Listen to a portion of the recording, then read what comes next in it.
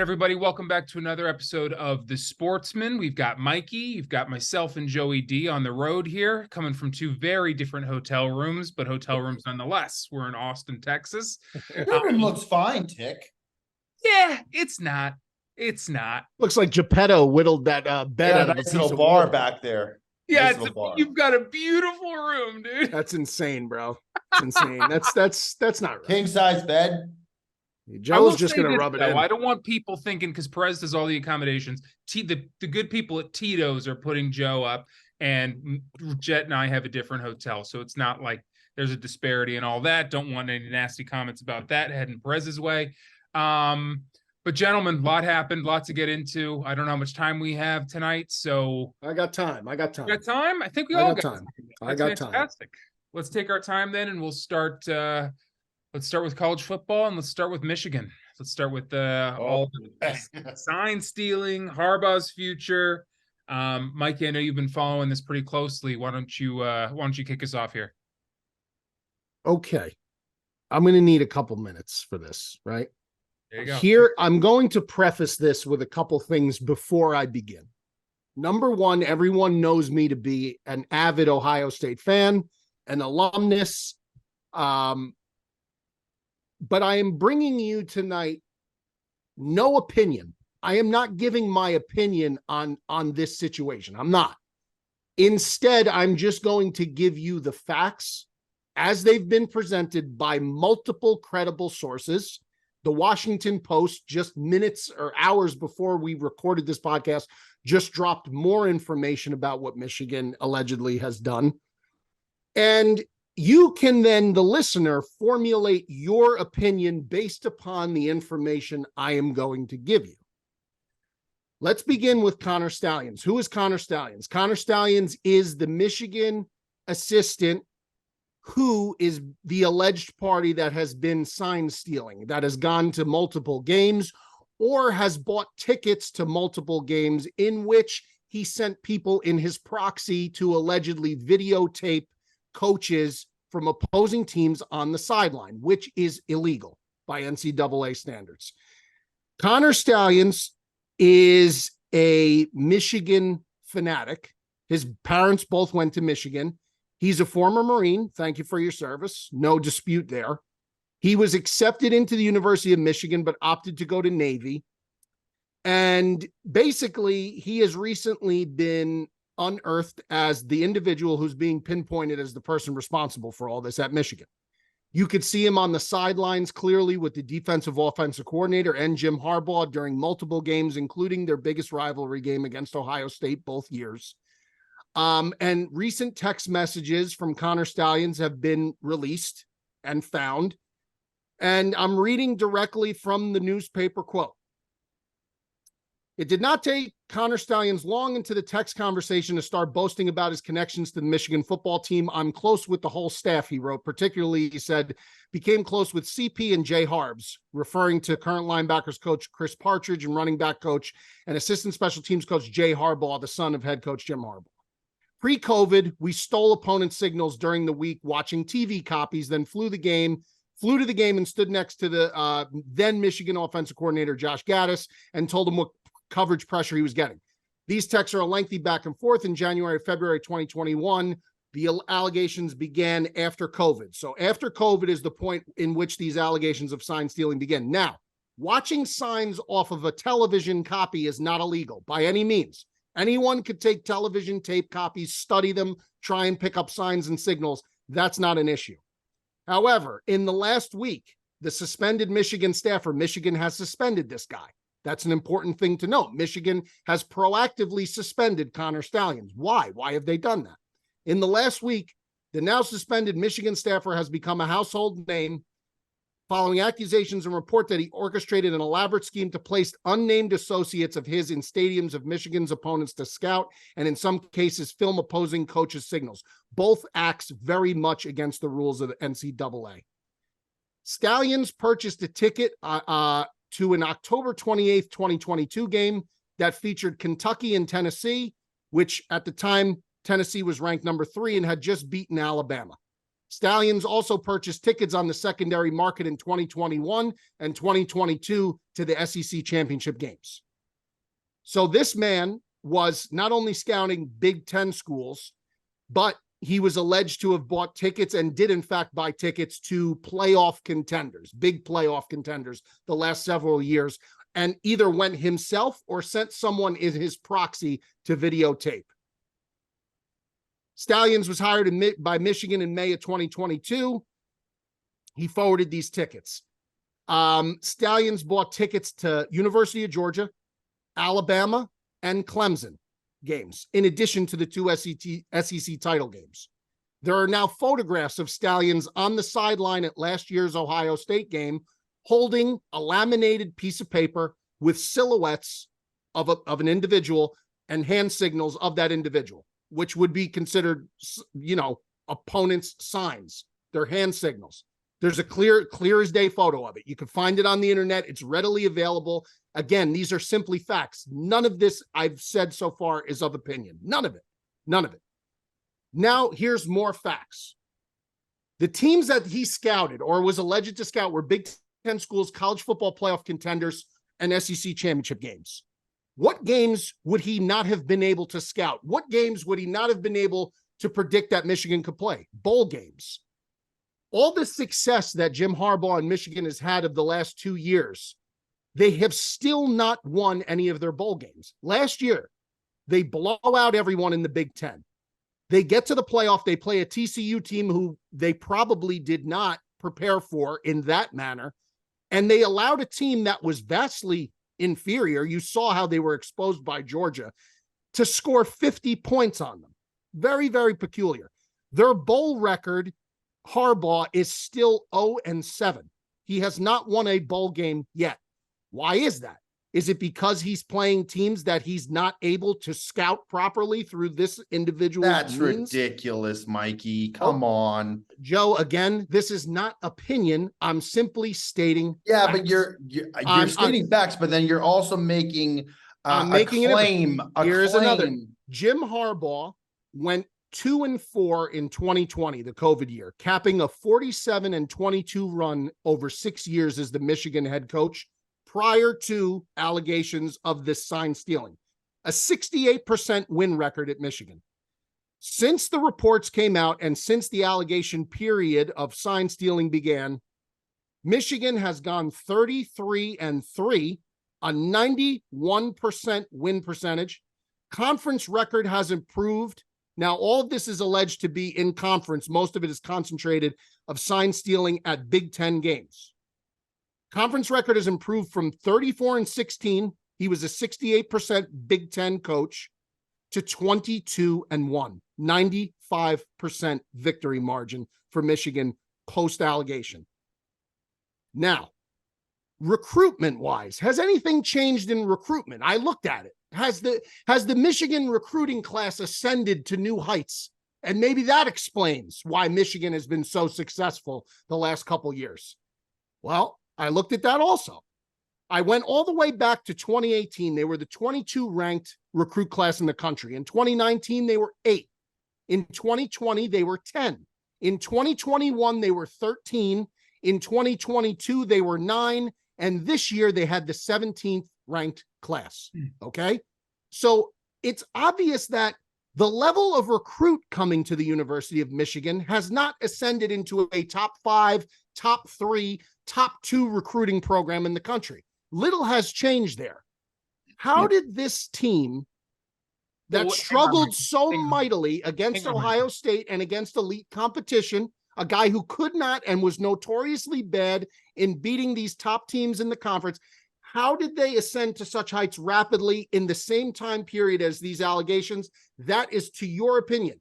I don't have an opinion on I'm not presenting my opinion because, again, I want to give a totally unbiased perspective on it, which I think I've done a good job on. I have not said Michigan has I'm just telling you the facts. They haven't been found guilty of cheating yet.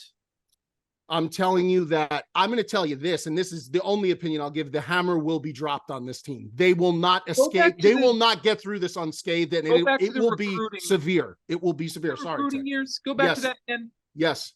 2018, Tick. Right. which means a senior in theory with COVID could still be playing football there. That's what I'm getting at. Yes. Yes. Could still be playing football there. They had the 22 ranked class. 2019, they ascended all the way to 8. 8. That's right. Okay. 2020, they were 10. They got 8. Those are all freshmen in Correct. 2020, they were 10. 2021, they slide back down to 13. And 2022, they're at 9. And then this year, they're at 17. So all these boys have grown up, and now they've got a solid team. Here's another fact that I'm going to present you. Ohio State has lost to this team the last 2 years. Michigan has been the class of the Big Ten East for the last 2 years. They've been the class of the Big Ten for the last 2 years. But all I am telling you is that there is irrefutable proof and evidence that they did something that they shouldn't have done. It is running deeper than I think most people, including myself, thought it was going to run. It's being dismissed by top-level individuals in the same arena that we operate in on social media and in sports in particular. And I don't need to name the individual because everyone knows who I'm talking about. He's the biggest individual in this industry, and he holds a lot of sway, and he's a huge proponent for the University of Michigan. And he is dismissing it, and he is telling everyone else that they should dismiss it. But what I am telling you, if I have to give one opinion tonight, Michigan is going to be throttled with discipline for when this is finally put to rest and the investigation is concluded. The penalties will be severe. Now, do I believe in vacating wins? Am I going to sit here as a man and tell you if they have to vacate wins from the last 2 years, including wins against Ohio State, that I will consider those wins for Ohio State? Absolutely not. Absolutely not. I have been down that road with Ohio State where Ohio State has vacated wins. I don't believe in that. If you won the game, you won the game. If you got away with what you got away with, you got away with it. The issue here is that they didn't get away with it. They eventually, it caught up to them. They've suspended this kid. If he was innocent of everything, they wouldn't have done that, right? Well, I don't they think might be just, they might just be for... They could be taking a very proactive approach to it. These stories get rolling, oftentimes, whether it's politics or sports or politics in sports. The head coach knows it's coming. They've heard the swirlings of the story, and they might have been hearing this kind of being written for the last month or so. And they said, "Let's save our ass." So when it does, he already suspended the guy. That happens a lot. Here's another thing about this guy, right? Stalions graduated from the Naval Academy in 2017. During his time in Annapolis, he worked as a student assistant with the football team. Curiously, this includes an overlap with his LinkedIn, reportedly says that he volunteered for Michigan during the same time period. In the course of his conversation with the Power 5 student, which extended over about 3 weeks, Stalions would claim that shortly after graduation, he obtained a decade's worth of high school national standardized test scores and GPAs for approximately 500 Navy midshipman football players, data that he should not have been allowed to possess. He claimed that he simply went to the Naval Academy's admissions office and name-dropped Coach Ken Niamatololo, who I remember very well. While he said the admissions office told him to delete the data the following day, Stalions was coy over whether he had and made clear that he used the data in his recruiting philosophy. While at the Naval Academy, a source close to the football program described Stalions as obsessed with Michigan to an excessive degree. It was not uncommon for Stalions, even as a Navy student assistant, to attend Michigan games while the midshipmen weren't playing at home in Annapolis, and on and on. He wants to, apparently, and this has been revealed in these conversations, is he envisions himself as the next head of Michigan football. He's going to write a Michigan manifesto. Again, that's not my opinion. That is from these reports, where he has these ideas about how he wants to make Michigan football the same. So we're talking about an individual who is beyond obsessed with this program. Beyond obsessed. And just today, just hours before we kick this off, the latest, ESPN reported Stalions is believed to have purchased tickets to more than 30 games at 12 Big Ten schools, as well as the college football contenders, which I talked about. Video evidence is expected to be received by the NCAA regarding that investigation sometimes this week. The opponents targeted the most on the schedule, these people said, was not surprising. Atop the list was Ohio State, Michigan's top rival. Scouts plan to attend as many as 8 games, costing more than $3,000 in travel and tickets. Next on the list was Georgia, a potential Michigan opponent in the college football playoff, with 4 or 5 games scheduled for in-person scouting and video recording, also costing more than $3,000. The story gets deeper, darker, and more involved as the days go on. I think it will continue to do so. And the fallout is, in my opinion, going to be ugly. Again, I'm not saying what should happen, what shouldn't happen. I'm just telling you what I believe will happen, given what's currently available to the public right now. But what do we know? We know that it's everything I just told you is not. I'm not saying it isn't. I'm saying right now, in a court of law, you're innocent until proven guilty. But you have that, but that's where you got to stop, because this isn't the court of law. This is the NCAA. I understand that, but I'm saying at this point, they have not come out and said that it has been found to be true that they were cheating. It's an allegation. It's an active investigation. Yes, it's an allegation right now. Correct. And it very well may come out to be true. But at this point, we don't know. So to make I'm not saying anything you said was wrong. I think you put it out there and you shared the facts. But the only thing I disagree with is you see in football all the time, look at this last week, teams getting beat by way weaker teams. The Patriots beating the Bills. Obviously, the NFL. I understand that. Obviously, NCAA is different. But TCU last year was maybe not to the degree of Michigan, but they were a playoff team. They were one of the best teams in college football. I don't think anyone would deny that. So to make the reference, or to at least hint, maybe because they didn't have signs for that game, Michigan got blown out, I think that's taking it a bit far. I think the inference I think they're making is like, that's the only sample size of a team that likely wouldn't have been scouted.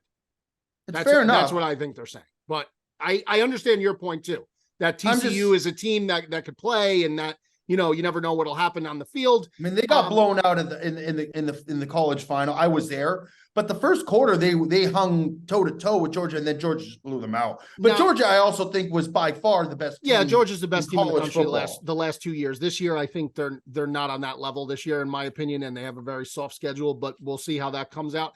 James Franklin, who I really won't defend and really won't back, even though he said this at a press conference this week because he was asked about it. And Franklin is trying to save his job, because James Franklin's biggest problem right now is that he can't beat Ohio State and he can't beat Michigan. He doesn't beat anybody of worth. They win a ton of games, Penn State, but they can never win the games that'll get them over the hump. So he's scratching and clawing right now.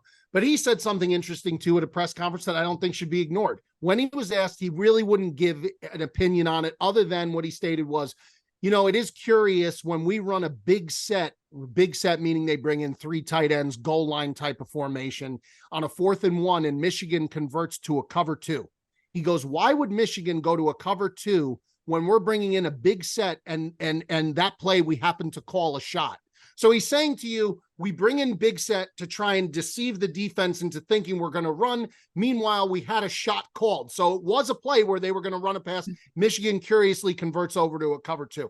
So all I'm saying is, it seems like the evidence is mounting against them to a point where, if, Joe, to your point, if nothing comes of this, that to me would truly be a surprise. That would be the biggest surprise to me. If this all comes out and then it turns out to be nothing, I would be truly shocked. And not even saying that, just as an observer, non-biased perspective, I would be shocked. I wouldn't care, because at the end of the day, they still have to play this team. They still have to beat this team if they want to do anything. So it really, one way or the other, does not matter to me. But I'm just saying, from an outside perspective, looking at what's been gathered, I would be very, very surprised if nothing comes to fruition out of this. I would be. Yeah, I mean, I think, going back to what I said too about the guy being suspended a week before this started to come out, that is a point against Michigan, in my opinion. I think they were trying to show good faith and use that as a way to save their ass and say, hey, we fucking took care of it, as if they hadn't known he was doing that for the last 2 years. I think that makes them more suspicious than had he just still been working there. I think that sends a sign of they knew they were doing something wrong, and let's act as quickly as we possibly can. But again, it's speculation. That's right. let's move a little bit further into speculation. Let's take this a little bit further as far as Jim Harbaugh's Jim Harbaugh's future. Will he stay? Will he leave? If he leaves, where might he go? What seems like a probable landing spot for him? What do you think might happen if you want to get into speculation zone there, Mikey? Given all I thought that there was a good shot he was gone after last year. All the rumor mill was spinning last year during the offseason was that Harbaugh was going to leave Michigan last year. With this coming out now and the way it seems now, I cannot see him being at Michigan as the head coach next year. I cannot. Wow. I cannot. What if they win the national title? If they win the national title, I still don't know if he would be there next year. And it's not because Michigan necessarily wants him gone. I just feel like with this in the background now and all the talk of last year when he was very successful again, had another great season last year, and there was still all that talk. And I do believe he wants to come back to the NFL. At the end of the day, I do really believe that he wants to come back to the NFL. And here's the thing, guys. I think that the most logical spot that he's going to land is my team. I think he's going to end up with the Bears. He's a former Bears quarterback. I would have to put aside everything that I've, disliked about the guy and support him as the Bears head coach. Now, do you think he's a good coach? I think he's a very capable coach. I don't know if he is an elite coach to the point where he can win it all. He didn't win it all at Stanford, but he developed a hell of a quarterback and made that a very winning program. Pretty damn successful with the 49ers. He was great with the 49ers, but he didn't win it all. He came very close with the 49ers. He won the NFC title. God bless him. There's a lot of coaches, professionally who have done that. Not the majority, but certainly there are some. I think Jim Harbaugh is a coach that's definitely going to improve your team. I'll say that. I think that he could develop a quarterback, which for the Bears is crucial because they've never had that. So I would not be mad at the hire whatsoever. I wouldn't be. I would have to definitely, change my perspective on him a little bit. But I would accept it and I'd have to move on because at the end of the day, I have no say in the decision. So it just is what it is and I'll deal with it. But that being said, the guy for years at Michigan, it just seems the whole situation. I watched this team. They could not beat Ohio State for the life of them. They could not beat top 10 teams for the life of them. He could not beat Urban Meyer. Number one, Urban Meyer owned him. Urban Meyer flat out owned Jim Harbaugh in that rivalry. And to see him turn it around the last 2 years in such a drastic fashion, those games were not close, really. Michigan blew them out in both games. So it wasn't even like he's just getting over the hump slightly. I mean, he came out of the gates the last 2 years, and it was like this whole team, it was like something brand new with this team, like you'd never seen it before. Totally different look for Michigan.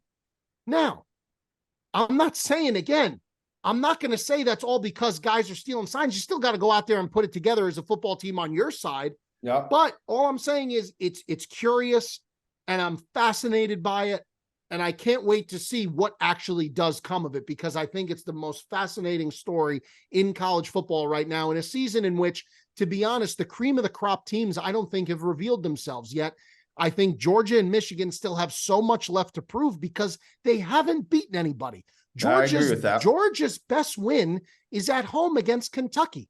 Michigan's best win is against Bowling Green. Or I mean, Georgia was losing to South Carolina. Rutgers, or 6-2 Rutgers is Michigan's signature win right now. It's just a weird season, and this is going to be fascinating. And college football is incredible this year, and it's going to be an even wilder finish to the season. Mikey, can I make a claim that might upset you? Go ahead. I think that Jim Harbaugh is a better coach than Ryan Day, and I think that has something to do. I think Urban Meyer at Ohio State was just incredible. And I think Urban Meyer is on a different tier. I think I put Urban Meyer in the tier of a Nick Saban because Urban Meyer went to Florida. Urban Meyer went to Utah, and look what he did at Utah. Urban Meyer went to Bowling Green. Look what he did at Bowling Green. Urban Meyer went to Florida, won multiple national titles. Urban Meyer came to Ohio State, won another national title. He's done it everywhere he's gone. But that's Harbaugh wins. Harbaugh wins where he goes, but he doesn't have the big trophy. I'm not comparing him to Urban Meyer. No, I'm I know saying, he should I'm be saying better. up against Urban Meyer. I don't think he had a chance, but I do think he's a better coach than Ryan Day. To your point, I believe he should be a better coach than Ryan Day for the amount of money and investment that That's Michigan fair, has but I'm put into saying this guy. if you don't think that has something to do with them beating them the last 2 years, I would say it does. Maybe not to a massive extent, but it definitely plays in when you can make adjustments, when you can scheme a game plan. Like the coaching is especially with these kids, it is huge. I would say that you have to take some levity to that. I absolutely do. Here's my thing is that to say Ryan Day, so I look at Ryan Day's body of work as a head coach is a lot smaller than Jim Harbaugh's, right? He's only been the head coach of this team since 2019 when Meyer stepped down in 19 halfway through. That was, so his first full year was really the COVID year, was his first full year. And since that point, I mean, his first year, they run the table. They destroy Clemson in the semifinal. They lose to Bama in the national title game. They were never going to beat Bama. Half their team had COVID. Bama was a great team. Okay, one loss. 2021, they lose to Oregon in a game early at home. They rebound the rest of the way. They get blown out by Michigan. Okay, they get blown out by Michigan. They go to the Rose Bowl. They win the Rose Bowl. Unlike Michigan, Ohio State still wins their bowl games. Not a knock, just a fact. Jim Harbaugh don't win bowl games. He just doesn't. He's got an 0-7 record in bowl games. It is what it is. Following season, Ohio State doesn't lose a game. I think, and I've been as harsh a critic on Day as anybody because of one reason and one reason only. He loses to Michigan. He's lost twice in a row to Michigan. That's my knock on Day. But Ryan Day has run the table 2 times in the regular season up until the point of Michigan. He should have fucking beat Georgia in the playoff last year, and they didn't. On a field goal. They lost the game. So for me to say that Harbaugh is a better coach, he's got the bigger body of work. He's proven it at more places. There's more money invested in him. He should be the better coach. And I'll say Harbaugh is the better coach for now because the body of work is bigger. Do I think Day could prove something? Sure, I can. I think Ryan Day could very quickly put himself into a very elite conversation, depending how this season finishes off. But it's curious. But right now, Joe, I agree with you. I agree with you that Harbaugh is a better coach. Again, I'm not saying it's the whole reason. I just think that it does play into a little bit. And listen, again, like I stated in the beginning, make no bones about it. Another fact of this whole thing is Ohio State has lost to Michigan the last 2 years. I don't care if Michigan has to vacate those wins. They're not wins for Ohio State. They're wins for Michigan. Michigan did it on the field. They dominated them at the point of attack. Did they know plays? Maybe they did. Maybe they didn't. The bottom line is Ohio State, you didn't win those games. And just because if in the end, which may not even happen, the wins are vacated, they ain't your wins. And I wouldn't take them as such. You got to earn it. I'm sure Ohio State, Ryan Day would have be of the same opinion. Yeah. I mean, the same when you talk about Jim Harbaugh and, all of a sudden sort of overnight, the last couple of years, they've sort of just started whooping top 10 teams when they couldn't beforehand. He struggled even with Michigan State. Sure. He had problems with Michigan State. That does suggest to the fact that the sign stealing could be a big part of it. But I do think there has to be something to be said for a full cycle of his recruits getting in there. First couple of years, he's dealing with guys he didn't even necessarily recruit. And then there was a 9 in there. There was an 11 in there. There was an 8. He had some great recruiting classes that were finally becoming seniors, becoming juniors. And then that's when things started rolling for him. And I think he had been there for a full recruiting cycle prior to all of this. Right. Too. I'm not saying it's the whole puzzle. I'm just saying it's another piece. No, I hear you. I hear you. Yeah. Also another falling option could be the Panthers. They haven't had a good head coach in a long time. I don't think people are particularly happy with what's going on there right now. Yeah, I don't think they kick right to the curb after 1 year, though. I just can't. But maybe he takes a year off, and then there's another poor season for the. I'm just saying it's another option in the NFL or the Chargers. Everyone's sick of Brandon Staley. Yeah, he stinks. Yep, and he's a West Coast guy, both with Stanford, with the 49ers. He obviously likes it over there, even though it's SoCal. Another option. But we'll see. We'll have to wait and see what happens. I would think that he pulls a Pete Carroll regardless. He sees this program going the wrong way. They're not going to be in playoff contention for 5 years. If all this goes through, it'll probably be something along those lines, certainly at least 2 years. He'll get the hell out of Dodge. take a year off, do whatever, go get another job. I think that's likely what's going to happen. I would think that Harbaugh is out of here after this year. And depending on how malicious this story ends up being, maybe he might not even make it through the season. But that's all hearsay. Who knows? We'll have to wait. Yeah. All right, let's move on to what I thought was going to be one of the best games of the year. It was a bit sloppy. It was not always the most fun to watch, but Ohio State beating Penn State. Joe, what'd you think of the game? I know you were watching it.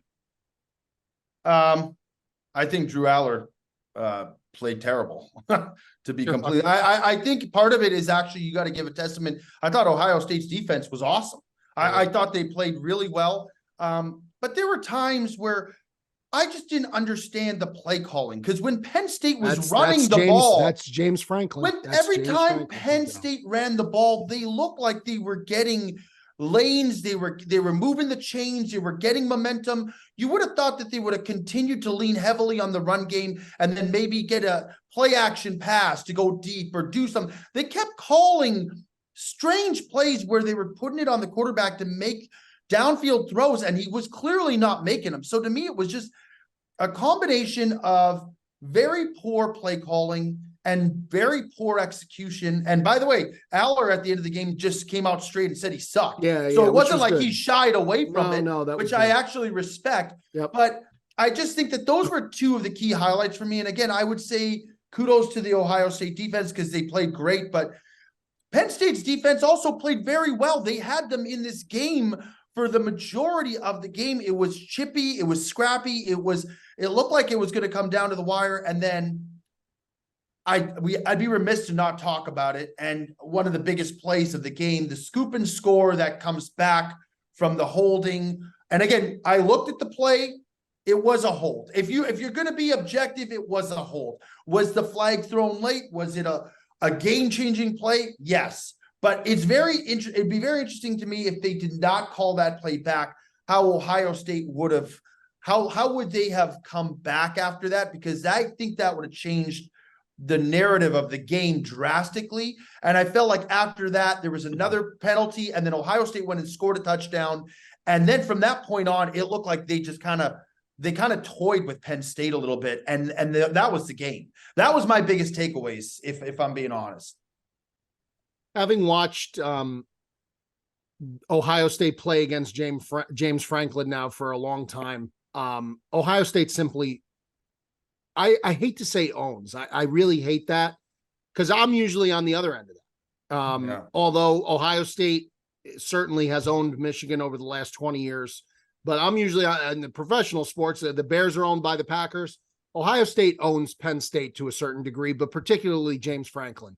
James Franklin has built leads against this team. Now, he didn't do it Saturday, but draw to your attention the 2016 contest in which Saquon Barkley returned the opening kick for a touchdown in Ohio Stadium.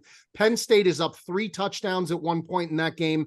And in the fourth quarter, J.T. Barrett goes 16-16 passing, throws all these touchdowns. Ohio State comes back and beats them. Unacceptable. That's on the coach, not on the team. 2019 at Penn State, Dwayne Haskins, in a whiteout condition situation, is down 2 scores. Again, they allow Ohio State to come back and beat them. And on 4th and 1, when Trace McSorley had been running all over that Ohio State defense, on a 4th down and 1, they run a halfback draw on 4th and 1 from the shotgun instead of leaving the ball in McSorley's hands, and Chase Young makes a tackle for loss in the backfield to end that game. James Franklin is a great recruiter. He is a game managing nightmare. And I feel bad for Penn State fans because they've had the talent over the years to do it. They've had this defense Penn State has is a top 3 defense in the country. It's a great defense. Ohio State's a top 5 defense. Penn State's a top 3. But Ohio State, the difference this year, they haven't had a defense since 2019. This year, their defense is the real deal. They can make stops. Now, what impressed me the most about the game for Ohio State?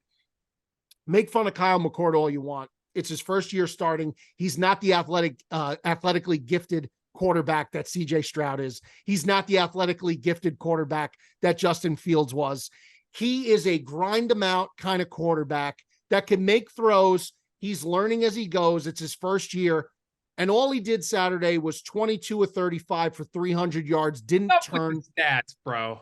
Come on. It was a messy game. Excuse me. Excuse It me. was a Excuse me. messy game, dog. It's a messy game, but all he did was throw for 300 yards. I'm going to give you the most important statistic of the game, Ticket, and you could laugh, but this is what football is all about. Okay? He didn't turn the ball over. And in a game like that, He fumbled? the fumble didn't count. Oh, yeah. He didn't throw an interception. He didn't make the crucial mistake. And he's only thrown one interception all season. He is doing the right thing. I have Marvin Harrison. I have Emeka Egbuka. I have Travion Henderson. I have Cade Stover. I have this defense. Why? He needs to protect the ball. When he's called upon and you need him, I saw what he did the last drive against Notre Dame. He got them down the field in a minute's time and did what he had to do. But for the most part, he's protecting the ball now. The most impressive thing to me about Saturday was Ohio State's missing their number 2 wide receiver, Emeka Egbuka, didn't play. They're missing Travion Henderson, their number 1 tailback, didn't play. And they're missing their top cover corner, Denzel Burke, didn't play. For them to do it, did play, no? I think he played, Joe, but he wasn't like full go, like starting off the bat, going to play the whole game.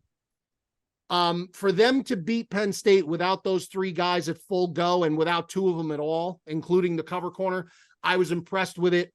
They finally got pressure on the quarterback from their 2 DNs without having to blitz as much. JT Tuimoloau, who has been a Penn State wrecker. That's his MO. He's wrecked this team the last 2 years, was back again. I'm excited to see where the rest of the season goes. Big matchup up in Madison this Saturday night. Camp Randall at night has always been a bugaboo for Ohio State over the years. Blow them out, Mikey. That's always the narrative, but it's always tends to be a bugaboo game for them. That place gets crazy at night. I think they should win. I hope they win. And then they got Rutgers in 2 weeks. I'll be at that game. They're coming off a bye, Rutgers, so they're going to have 2 weeks to prepare. Rutgers is 6-2, believe it or not. They're a decent little football team this year. And then it's gearing up for the showdown at the end of the year, of course. But yeah, impressive win for Ohio State. Ugly game, old Big Ten style defense, not a Pac-12 score fest by any means. Yes, both quarterbacks, first years as starters, struggled at times. Aller in particular, really, really tough day for Drew Aller. But Ohio State moves on and they keep the perfect season intact. And that's all you could ask for, because I said to Joe on Brilliantly Dumb Show, and I said, Ticket, you remember when we talked preseason college football, I said I thought Ohio State was good for 3 losses this year. I thought they would lose to Notre Dame. I thought they would lose to Penn State, and I thought they would lose to Michigan. So far, I'm 0 for 2. I hope I go 0 for 3. I hope I go 0 for 3. Yeah, I mean, it was 2 great defenses. If you like watching defensive football, that was your game. That was your game against 2 very messy offenses, in my opinion. The stats make McCord look better than I thought he looked. But Marvin Harrison is the difference. I mean, he's the difference. He's for sure. But there were a lot of drives for Ohio State that just weren't working. But like you said, he protected the ball, but almost every drive for Penn State didn't work. And that was sort of the difference in that game. And why Penn State didn't come out and run the ball 80 to 85% of the time in the first half, I don't understand, because it was working. Before they knew that Drew Aller couldn't throw the ball, they couldn't get anything going. By the second half, they were focusing completely on the run game, so they weren't even getting anything there because they knew Drew Aller couldn't complete a pass. So they weren't even worried about that anymore. And Penn State was, like Joe said, they were just toying with Penn State by the second half, certainly by the fourth quarter. But yeah, McCord's an easy guy to make fun of, I think. I think a lot of people do it better at times. But like Mike said, he's protecting the football, and he made a few more drives than Penn State did, and that was the game. That was the game. Yeah, but you know what? Against Michigan or against Georgia, he's going to have to do more than just protect the ball. He's going to have to make. Yeah, but like Mike, you said, Penn State is a top 3 defense. I mean, he was messy. Right. But they're not a top 3 offense. I don't think that. No, McCord's going. I mean, they were prior to this game. They were putting 60 on teams every week. Drew Aller must have partied last night. He looked horrid. I'm effort. hoping that really was a testament to how good Ohio State's defense actually is. That's what I'm really hoping for. But I'll say this. I think you'd be hard pressed to find me a quarterback this year who's faced a road team as a road team at Notre Dame like that, in an environment like that, against another really good defense, Notre Dame, and now the Penn State game. So, again, Georgia and Michigan. I want to see those teams beat someone of note. I want to see them play someone of note. Now, you're not going to see that for another couple of weeks with Michigan. They play Penn State on the 11th, and the game is at Happy Valley. And we'll see. I'm very, very curious to see how the end of their schedule is very tough. Well, they play Penn State, Maryland, Ohio State. Yeah, that's a tough 3-game stretch. Maryland's another tough team that Ohio State beat. But Ohio State first half against Maryland had some problems slowing down Tua's brother. Tua's brother's great.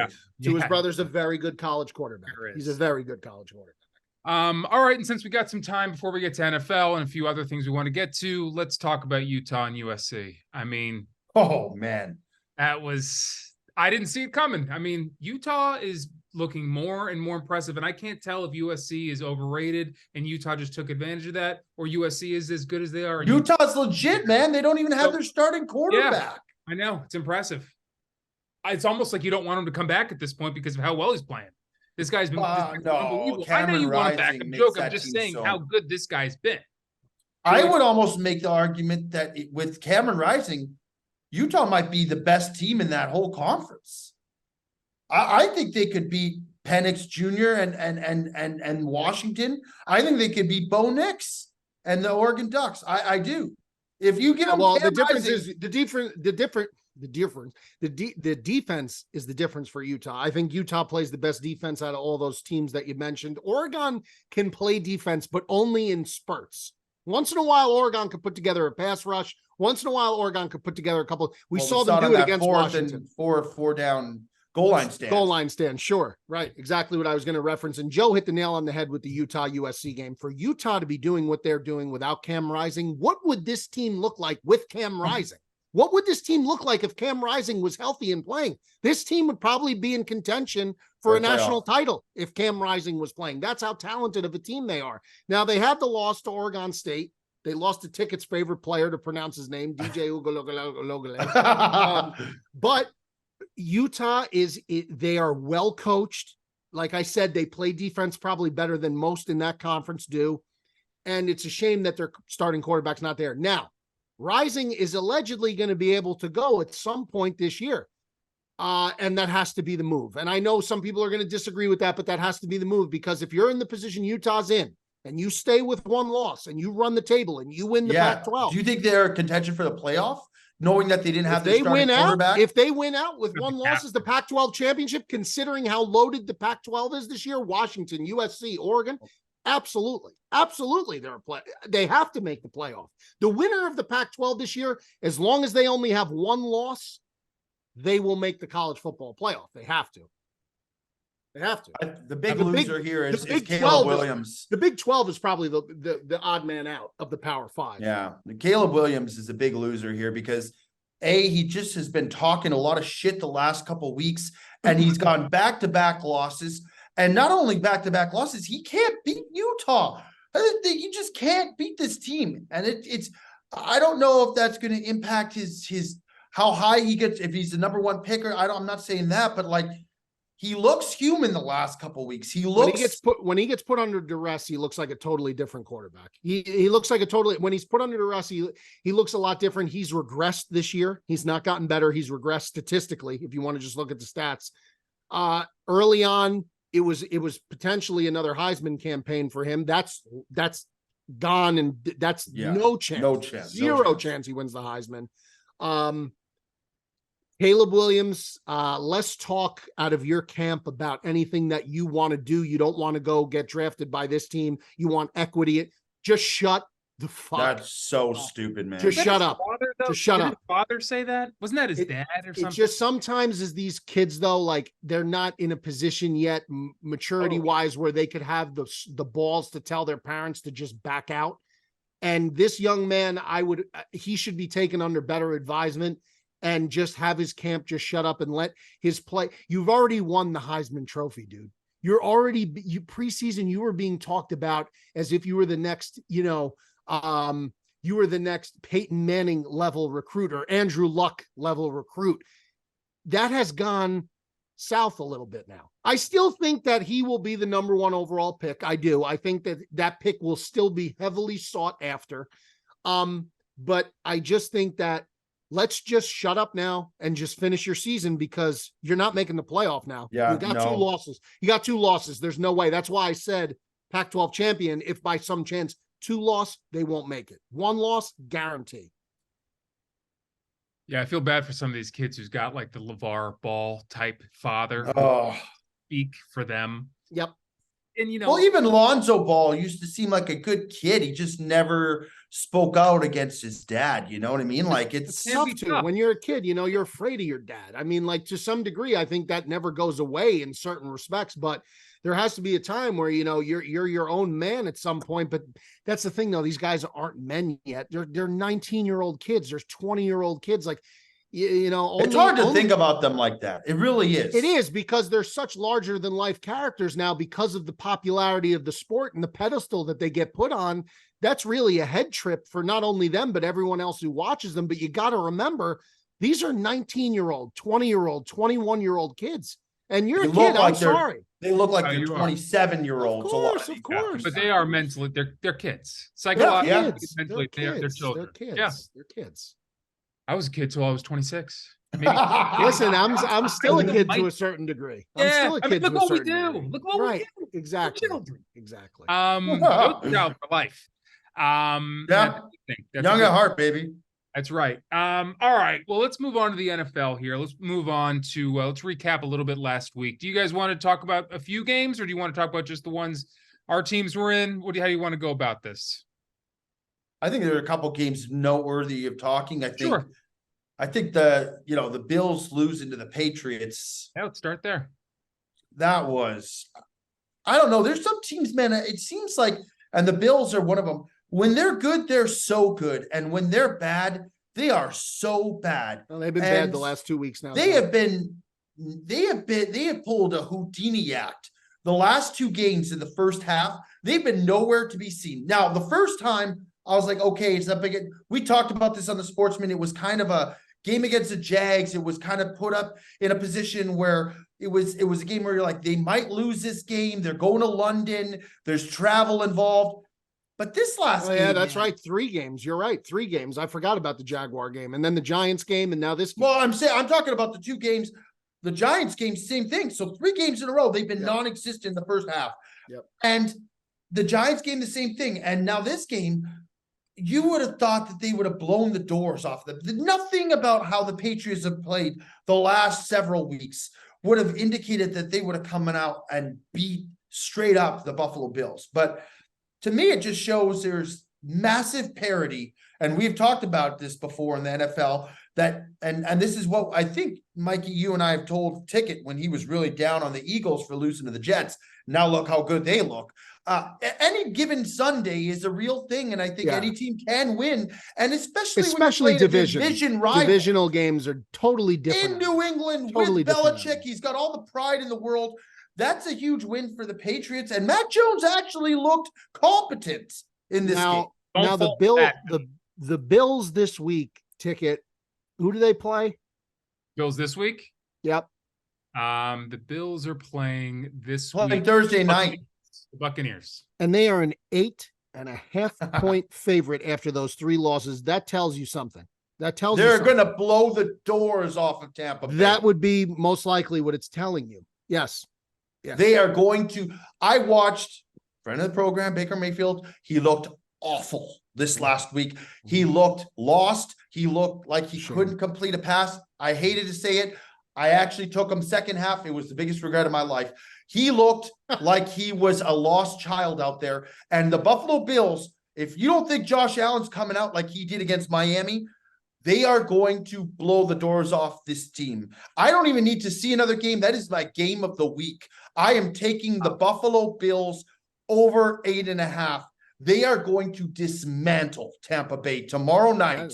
See, that's how I felt about the Niners this week, and I was dead wrong. And maybe we could just segue into that tick, the Niners-Vikings game Monday night.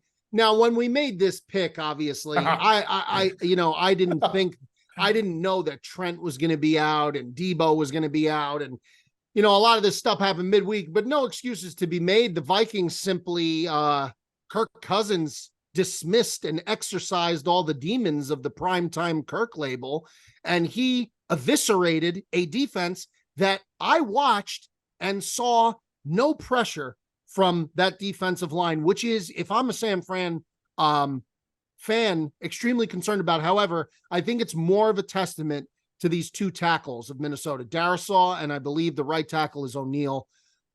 They are as good of a bookend tackle tandem in the NFL as you'll see. They handled Nick Bosa. They handled the San Francisco pass rush to a great extent. And that game to me was just an absolute shocker. I cannot believe how they cut through that defense like a knife through butter at times without Justin Jefferson. Jordan Addison looked like the amazing next Justin Jefferson. That's what he looked like on Monday night, which bodes extremely well for Minnesota. If you're a Vikings fan, I mean, you have to be over the moon with these two guys. Addison was not a USC recruit? USC alum. Here's the thing. I just don't know. Kirk Cousins is just such a mystery to me. He's just a mystery. The guy, he looked unbelievable, man. He looks unbelievable 1 week. He'll look unbelievable 4 weeks in a row, and then 3 weeks in a row, he'll look like one of the worst quarterbacks in the league. It's mind-boggling with them how inconsistent the Vikings can be.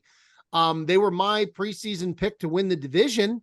Now the Lions got blown out by Baltimore. Oh, that was another wild game. So, I mean, this was a wild weekend where the teams that had it was the first time in NFL history, I think they said, teams that got over 70% of the betting handle as the favorites all lost outright. And it was like it was a good week for the bookies, It was like six of them. Lions, Bills, 49ers, and then there was a few other ones as well where they were just overwhelming betting public favorites, just lost outright.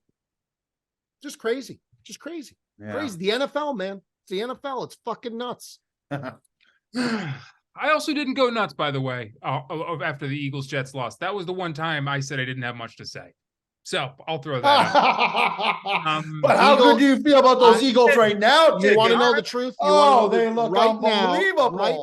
Right now, and this is a week-to-week league, so this is subject to change, but as of today, October the 25th, the year of our Lord, 2023, the Philadelphia Eagles are the best team in football. They are the best. As of today, they are the best team in football. I will agree. Thank you. Excellent. Thank you. They look really, really excellent. That was the best they've looked all season by far, from first quarter to fourth quarter. That was by far the best they've ever looked. But there are two things that will stop this team from winning the Super Bowl. There are two glaring things. There are. Injury. I mean, every team's got, there's three things. Injury, of course, that's a given now. And every team's got them. I'm not saying there's a team out there without flaws, because there are, but there's two big ones that haven't stopped that could hurt us. One is Jalen Hurts has got to stop turning the ball over. He's got to do it. He's guaranteed 1 to 2 every game right now. And the defense has been so good, it hasn't really burned him much. I mean, we've been getting away with it. But you should watch a little Kyle McCord tape. Game, there you go. He should. He should take some tips from McCord. And the other is Sirianni. He's not a great game manager. He's a jackass. And he's not the real coach of the team. It's Jason Kelsey. It's Jalen Hurts. And some could even say it's Howie. I mean, those three are the big three of that team.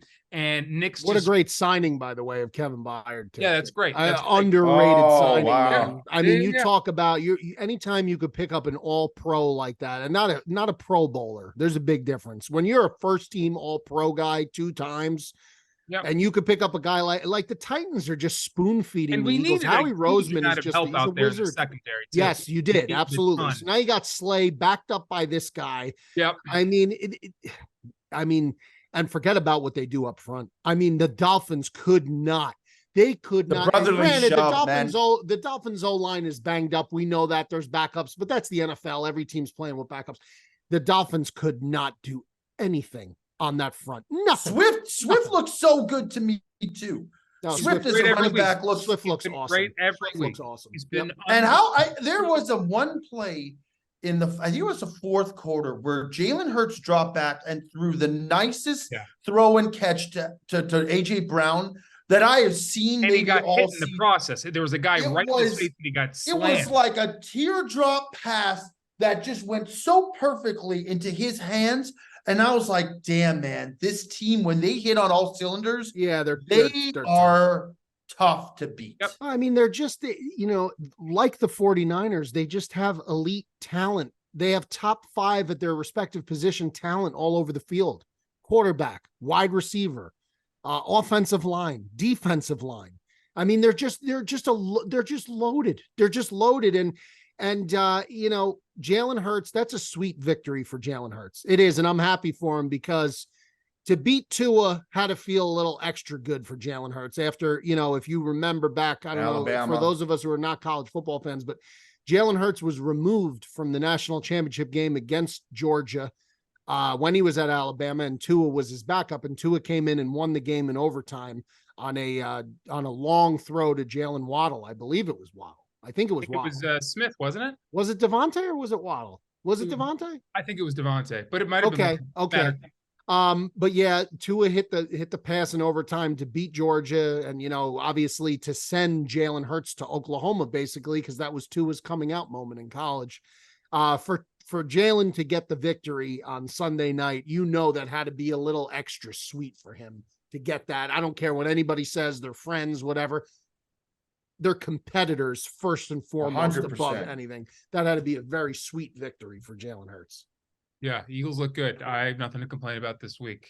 A couple things to be worried about in the future, but all teams have them, so can't complain. And going to that play that Joe was talking about too, everything about that play, the fact that he stepped up into the pressure and took a huge hit and still delivered that throw. I mean, that was magic. That was Rodgers-esque. That was a beautiful, beautiful play. All right, well, let's move on to another team who's got a little bit of hope. Mikey probably doesn't think so, but the Bears. The Chicago Bears. I mean, Mikey is Badgett. The Badgett-led Bears. He looked good, man. Dude, he looked great. He really did. Mikey, he really did. He looked good. Badgett managed the game very well. The moment wasn't too big for him. All the teammates say the same thing, that he carries himself. His press conferences, everything he says is the right thing. D2 guy, just incredible story. An incredible story. I mean, no matter what happens with this kid, just awesome. I mean, you're a Division II football player, and now you just beat the Las Vegas Raiders. That's a fairy tale. It does not happen. It doesn't happen. This doesn't happen. So good for Badgett. Here's what impresses me most about the Bears as of now.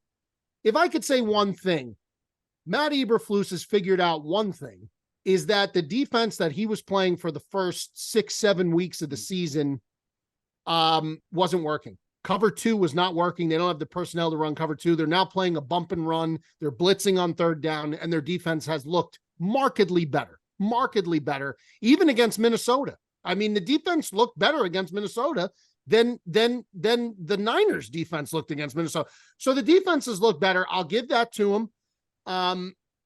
Deontay Foreman looks like, the Bears, that's fucking, I mean, you look Marshawn Lynch-esque. Their run game, they get back their starting left tackle this week. Hopefully, maybe. Listen, the division, very fortunate for them. Everyone lost, but Minnesota, Packers lose, Lions lose. So it was a good week for if you're looking at divisional standings, but they still got a long way to go. I hate that the coach is saying that Fields is the automatic starter. When he comes back. I don't think it needs to be said. I think the question could just be pivoted off of and just say, right now, Fields is not playing and Badgett's the starter, period. Just end the conversation there. I don't need to hear. it's going to be very weird when Justin comes back, because now if suppose Badgett, now Fields is out again this week, or he's doubtful. He ain't going to play this week against the Chargers. The Bears play Sunday night against the Chargers. Fields ain't playing. If Badgett goes and beats the Chargers in LA and Fields comes back and he has a stinker, what do you think is going to happen now? What do you think is going to, the fans are going to be out for blood. They're going to want Justin out. They're going to want Badgett in. It's going to be very, very, very ugly. I guess it's a good problem to have in one regard, but on the other hand, it's just going to be a sloppy mess for a little bit. But yeah, good for the Bears. They put up 30 points, 31 points. That's the first time that's happened in a while. So, good for them. Good for them. They still have the number 1 overall pick, thanks to Carolina. I think they'll keep the number 1 overall pick because Carolina looks bad, man. So, listen, the Bears could be in a very, very sweet position by the year's end. And if you were to continue to see Badgett play and win games and look good, he has to start. He has to start. But what about for next year? If they keep winning games? I don't know. I don't know. I'm not saying that they're going to win a lot of games. Yeah, I don't they start winning games and they start going like there's teams like the Packers who are starting to slip. If they start passing some of these teams, all of a sudden you're not cheering for a pick anymore. I almost think that they could get so much for that number 1 pick this year because someone is going to give up the farm to get Caleb Williams. Yeah. Still, I believe that. It's hard for me to look at this team as it's constructed today, Wednesday, October 15th, year of our Lord, 2023. It's hard for me to look at the way this team's constructed right now with all the holes that it still has, offensive, defensive line, and say, don't flip that pick and draft Caleb Williams if Badgett continues to play well and if Fields is still on the roster by some chance. Now that is a big, big if because Badgett, I don't know. Listen, you don't know what's going to happen. But if it does, Joe, I still think that you have to flip that pick because you could get so much back for it. And there's so many holes you need to fill. The Bears could get 3 first-round picks this year. They could take 3 first-round talents this year. They could get a tackle. They could get an edge rusher. They could get another edge rusher. They could set themselves up in the trenches.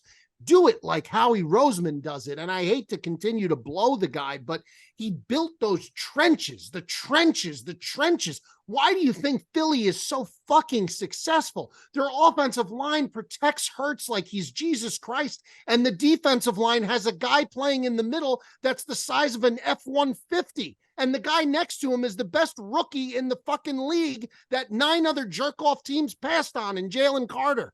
That team is built the correct way.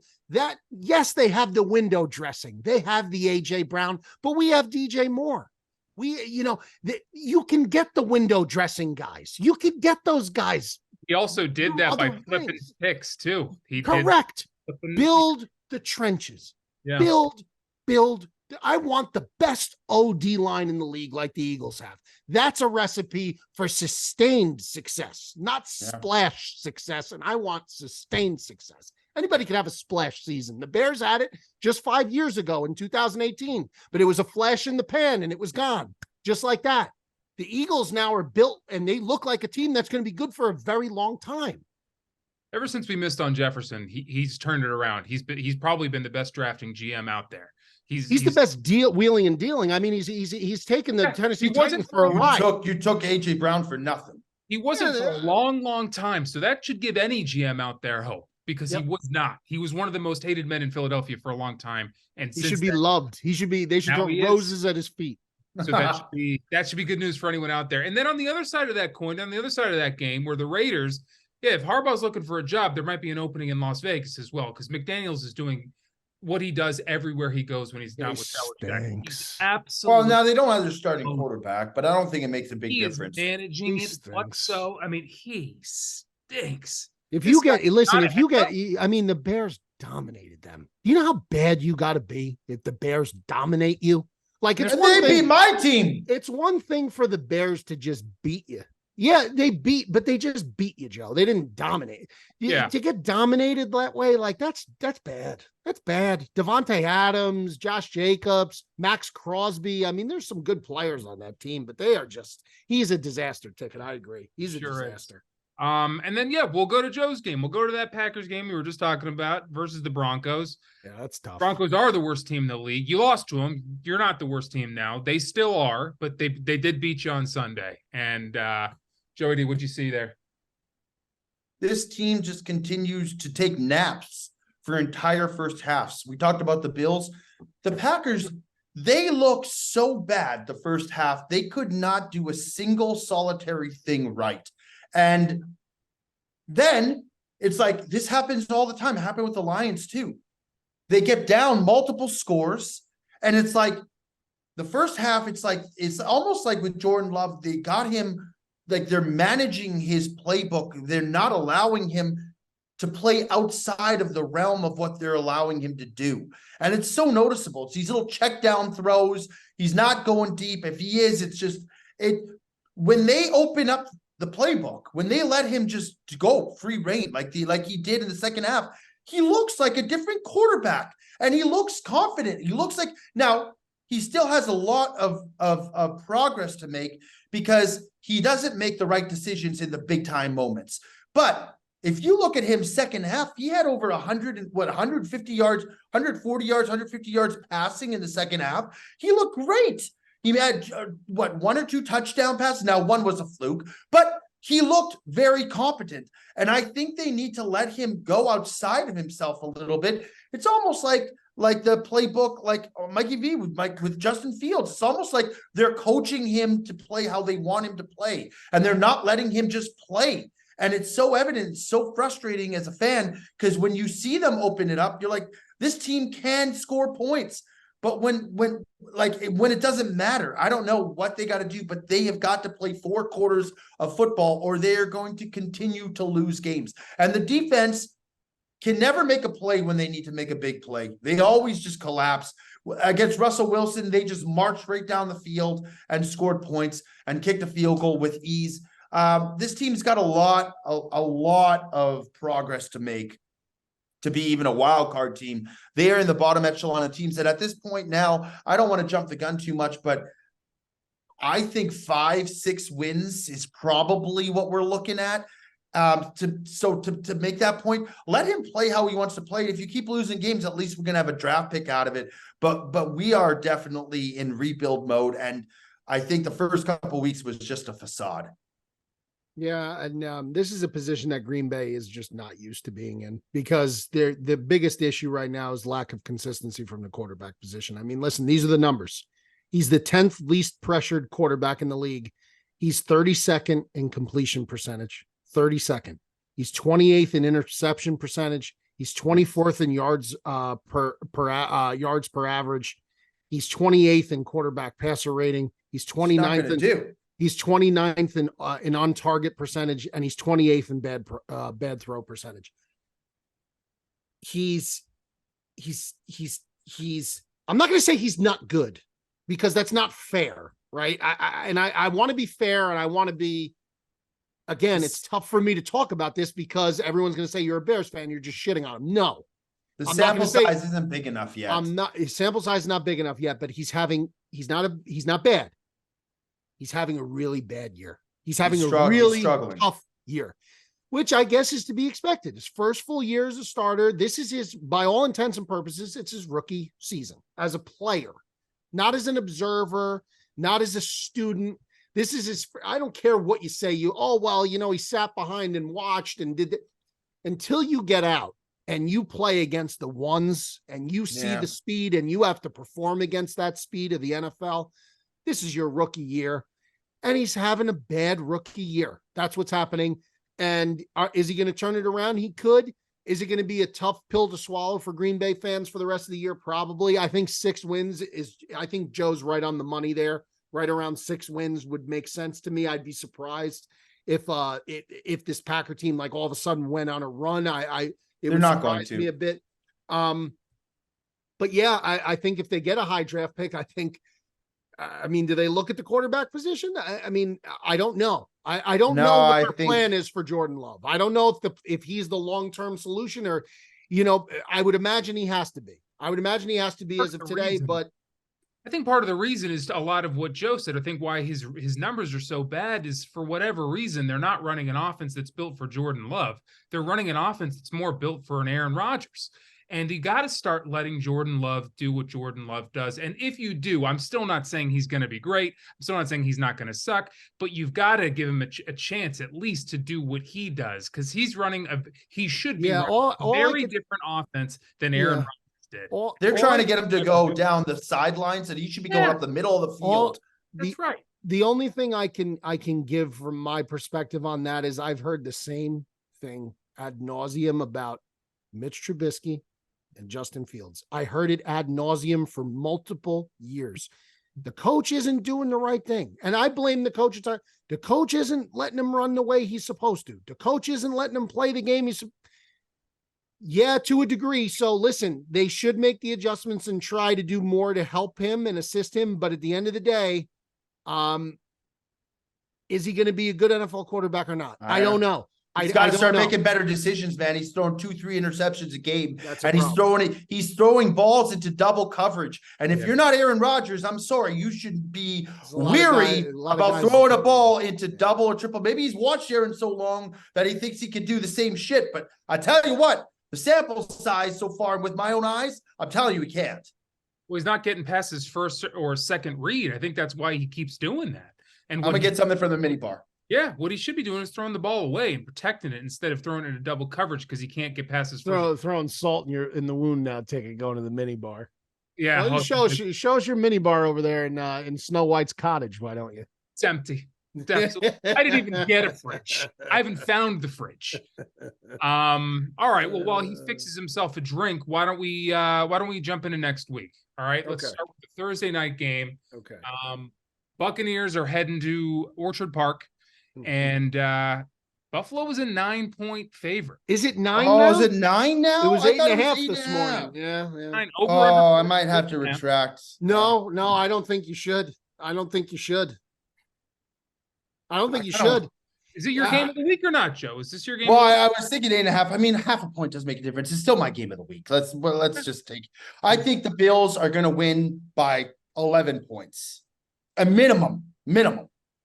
They're going to win by maybe more than a touchdown and a field goal. More than 10, they will win this game by. In handicapping terms, you can't watch a line move first of all, you can't look at a line getting set at that amount and then watch it move continually in the opposite direction towards more points. By tomorrow, it could be 10. And pick the underdog. You just can't. Not on a short week Thursday night when the Bills are at home.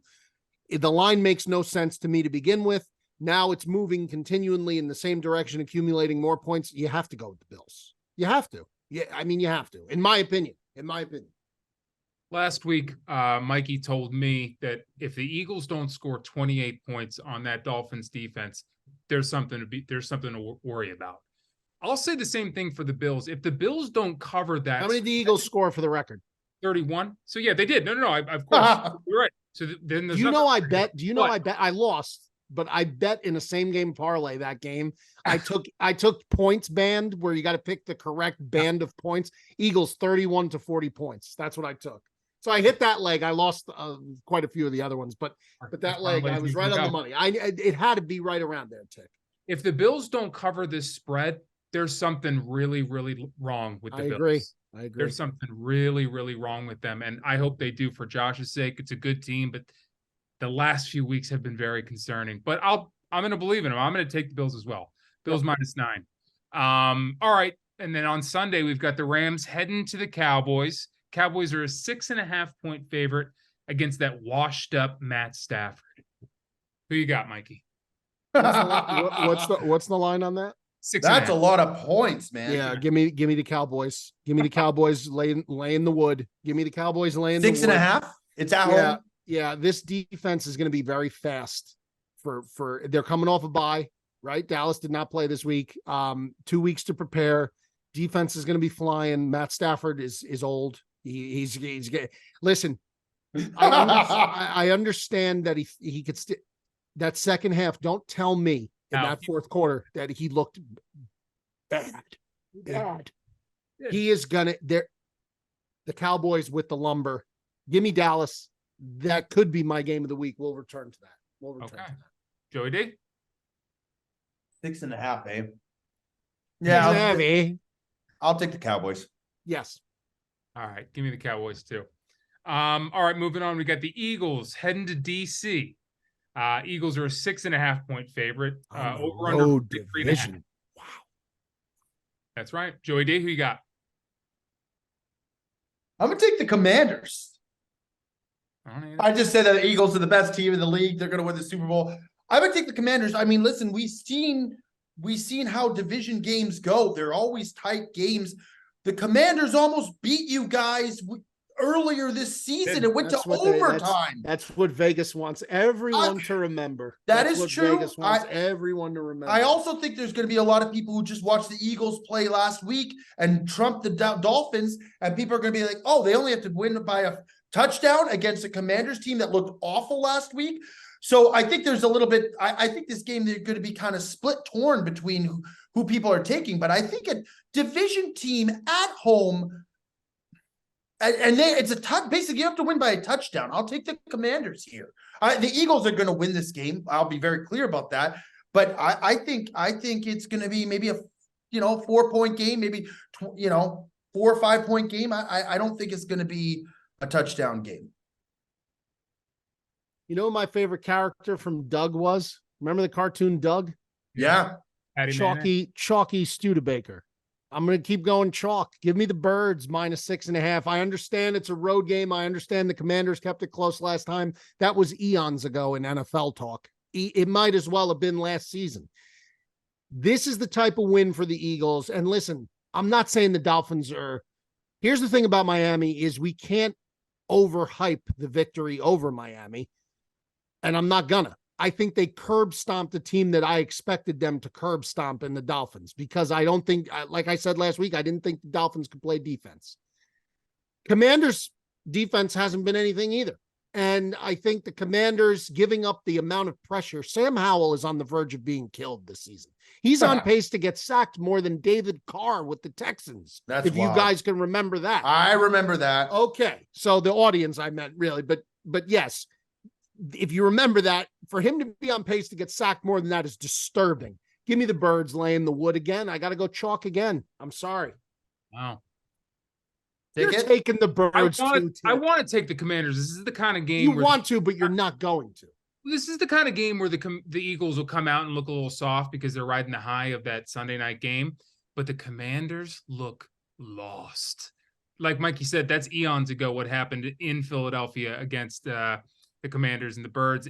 The Commanders they made Tyrod Taylor last week, and I like him more than Danny Dimes, but they made him look pretty damn good, certainly for the first half. Tyrod Taylor's looked good 2 weeks in a row, man. I know, but what I'm saying, and they couldn't score more than 7 points. Sam Howell's getting fucking murdered. He's running for his life every time. I actually think he could be a decent quarterback.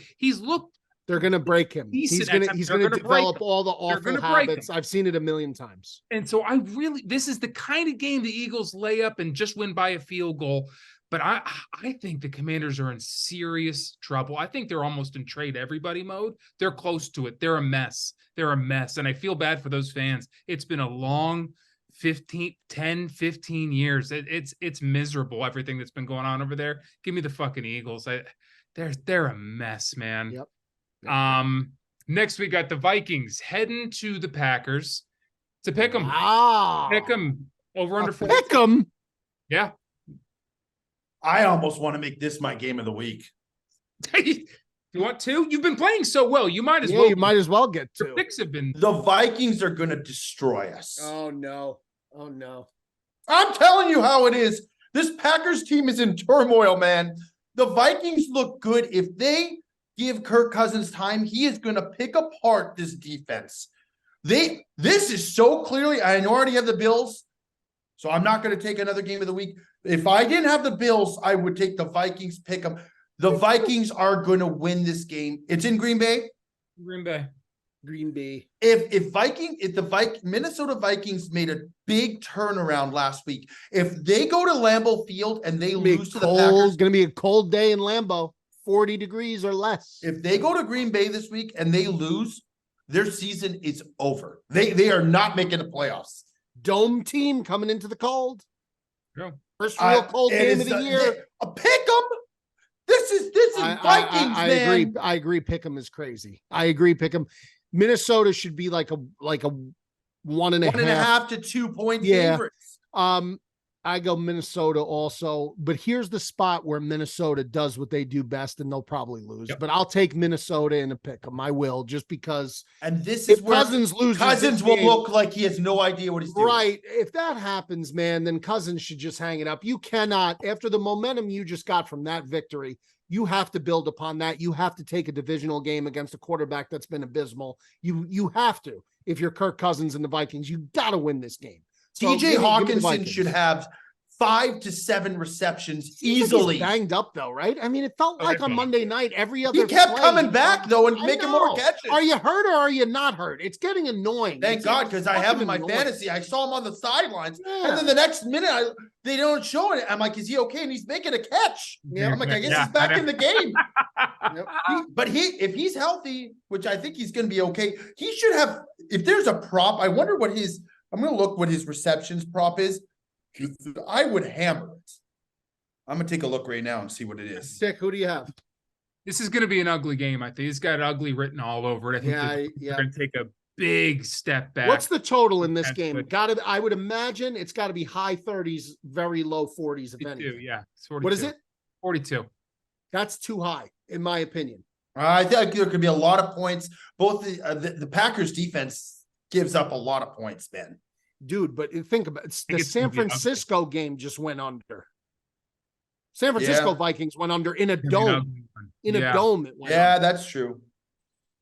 And the Vikings can't string 2 good games together. They just can't. No, they can't. And the Packers are miserable. I like the under on that too.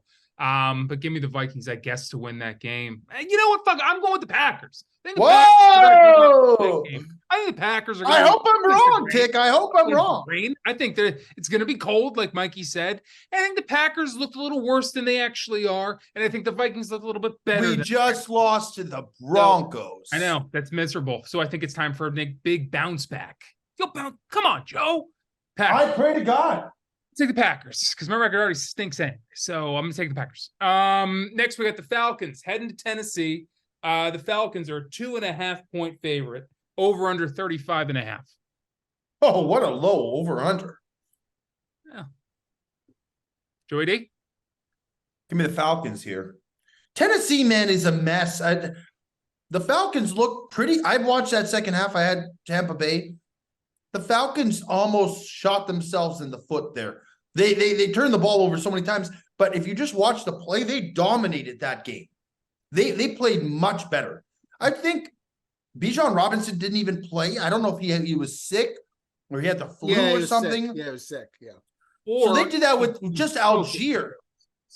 No, I think he had this. I think he had the flu. But if Bijan Robinson starts getting going, I think the Falcons could easily win by more than a field goal. I'll take the Falcons. Games in Tennessee? Yep. Yeah. Tough for me to say Falcons is a road favorite at this point. Even though, Tennessee, I understand what's going on there. 2 things are going to happen in Tennessee. It's either going to be a fire sale, but when you lose a guy like Kevin Byard, I think that's going to resonate deeply with this team. But that either goes one or 2 ways. Either the team splinters and the locker room gets all fucked up, or they respond to it. I think Vrabel against Desmond Ridder is going to have something dialed up for that. I still think Tennessee, when they have to, can string together something potentially. As a home doggy getting some points, I'm going to ride one more time with the Tennessee Titans to get a victory this week as an outright winner. Forget the points. I think Tennessee will win the game outright. So I'd take Tennessee money line in that game. Do we think that report of him possibly vaping in Arthur's face is not true? That's what Jersey Jerry. I didn't even. Jersey Jerry retweeted a guy who made the claim that he was not sick. It could be a bit, it's Jersey Jerry, but that he was not sick and that he took a big vape. I don't know if we're using Jersey Jerry as a credible source now moving forward. No, but it's not Jerry. He responded to a guy who reported that. Now I don't know who that guy is. Well, Jerry's also a big vape guy, so big vape guy. This is a big story for the vaping community. Big vape's coming in for general. all. Big Gabe's coming for all of us. Yeah. It's got me. It's got me by the fucking horns. Bijan plays. He absolutely banged me this week in fantasy by not playing. You still won, Tick. I still somehow won. Brock Purdy almost fucked me with that third interception, by the way. I almost went backwards enough for Bob to beat me. But by the way, I told you to drop Deshaun it. Watson, and good for you for dropping him, because that you would have maybe lost. He was banging me all year long. Then I had Kyler Murray on the bench. Like, what am I trying to do here? All I should be battling for is not last, and yet I'm playing some long game where I'm keeping injured quarterback. I'm over that. I just drafted, or not drafted. I picked up in free agency Badgett. Badgett will be playing against Mikey V this week. Whoa! Badgett will be my starting. You Brock son Purdy of a got hurt. bitch. You Brock son Purdy of a got hurt. bitch. And that's a mind game. Bad boy Badgett. Bad boy Badgett. That's not right, Tick. That's not right. That's a low. If you beat low Mikey move. V with his own quarterback, that won't. will be. I won't. But Well, I you have never another know. hurt quarterback, man. Brock Purdy's now out with a concussion, dude. I can't. He's Not questionable. He's questionable. making excuses. You know who you pick up? He's not. I He's thought not. you would pick up. He's not going to play. He's not going to play for sure. There hasn't been a player that's been put into concussion protocol this year at this point in the week and played. Not one. Yeah. So there's no way that Purdy's playing. You should pick up Minshew. Minshew looked pretty fucking amazing this week. Yeah, well, this week, and then next week he won't, and then the week after that he will, and then it's Yeah. And that leads me back to the Falcons-Titans game. The battle of two teams who want you to believe in them just enough to bet on them. And then fucking slit your throat. Yeah. So it's an almost impossible game to fucking pick. But I'll ride with the Titans as well, because I think it's about time the Falcons fuck me again. So I'll take the Titans. Moving on. We've got the Saints here. They're heading to Indy. The Saints are a 1-point favorite. So basically pick them there as well. Joey D, who you like there? The Indianapolis Colts will win this game. New Orleans, I said it for weeks now, they stink. Derek Carr might be the worst quarterback in the NFL as it stands to this point. Right here, right now, he is stinky. And there's a big difference between stinking and sucking. And I would say he's both. He stinks and he sucks. Wow. There. Mikey He's- Bates. That Saints team has cost me he's money. stuck. They're fraudulent. The Colts looked solid. They should have won last week against the Browns. The Colts are a solid team, man. And What's this game? It's in Indianapolis. Colts are Saints are a frisky team on the road. Frisky. You keep going back to the Saints. They keep banging you. Frisky. No, I had Jacksonville with the points over first half last week. That was an easy one. Yeah, Saints. And Olave's in trouble with. He's going with the Saints, man. Saints. Olave got arrested Saints. yesterday. I don't know what's going on. With that. Yeah, he sped. He was Classic driving Ohio too State fast. guy. Oh, listen to this. He probably catching balls from Derek Carr. From Derek Carr. He probably wanted to veer off the road into a fucking oblivion and crash into a maple. Did you tree. see him stopping his routes? Just like stop running, Mhm. like on his routes last Yeah, week? I've not God. known Chris Olave to be that way. So I mean, something's got to stink in that locker room. That being said, give me the Saints. Yeah, these guys are getting booed at home, man. Yeah, it's bad. It's bad. It's as bad as it's ever been. But they're They frisky couldn't on score the a road. touchdown, man. They couldn't score a touchdown. Frisky road team. Oh God, I mean, Jonathan Taylor's back. They still got Zach. he's Moss. back, baby. Hey, look good. He does. He really does look good. Pittman had a nice touchdown for you this week, Tick. What's this? Pittman had a great touchdown catch for you. The thing about him that I'll quickly say this is they always forget that he's on the team the first half. 0 points at every half. And then he finishes the game with a touchdown and 8 catches. If they Ticket. could remember that he's their best player on offense in the first half, they might really start winning some ball games. Ticket mid-game will always be going batshit crazy over how bad Michael Pittman's playing. And on cue, he will score like a 40-yard touchdown and just shut Ticket up. Yeah. So it's And I hope happened he keeps multiple doing it. weeks. I hope he keeps doing it. And I'm going to bet on him to do it this week, and I'm going to make it my game of the week. I'm going to bet on the Colts. Whoa, good pick, Tick. I I think you're gonna win this one this week, Tick. I know. I don't think I've won since week 1. maybe week Oh, 3. boy. It's been a while. It's been a while. The picking's not my thing. So if you're listening at home, hammer the Saints. Hammer the Saints. Listen, serious. Hammer the Risky Saints. road Go with team, man. Mikey V. He's the handicapper. I'm just the fucking idiot over here making picks out of his ass. That being said, Colts game of the week. Wow. All right, moving on. We got the Patriots heading to Miami. Miami is a 9-point favorite. Oh, Over man. under 46.5. Mikey V, who you got? Give me that one more time, Tick. Oh, it's a big one. It's 9 points. Dolphins are a favorite playing the Patriots. Over under At home. 46.5. Games in Miami. Yeah, New England never wins in Miami. That's a lot of lumber, though, man. And now, Tyreek Hill may not play. And Really? Yeah, he's got a hip issue. Raheem Mostert didn't practice today. He's got an ankle. So that's a lot of lumber. And usually, coming off a loss, a lot of points, Vegas maybe thinking people, I'm going to go Oppo here. And I'm going to say that's, I know I'm going to regret this one, man, but I'm going to say that's too many points. I'm going to say it's too many points right now for a Miami team and I understand the Patriots are dog shit. I understand. They just beat the Bills. They did, but they're still, not good, but 9 is a lot. And 9 is a lot. I'm going to regret it, but give me the Patriots plus 9. I think the Dolphins win. I just don't think that. I think 9 is just not right now. Not right now. I don't think it's a bad pick. I'm going to take the Patriots too.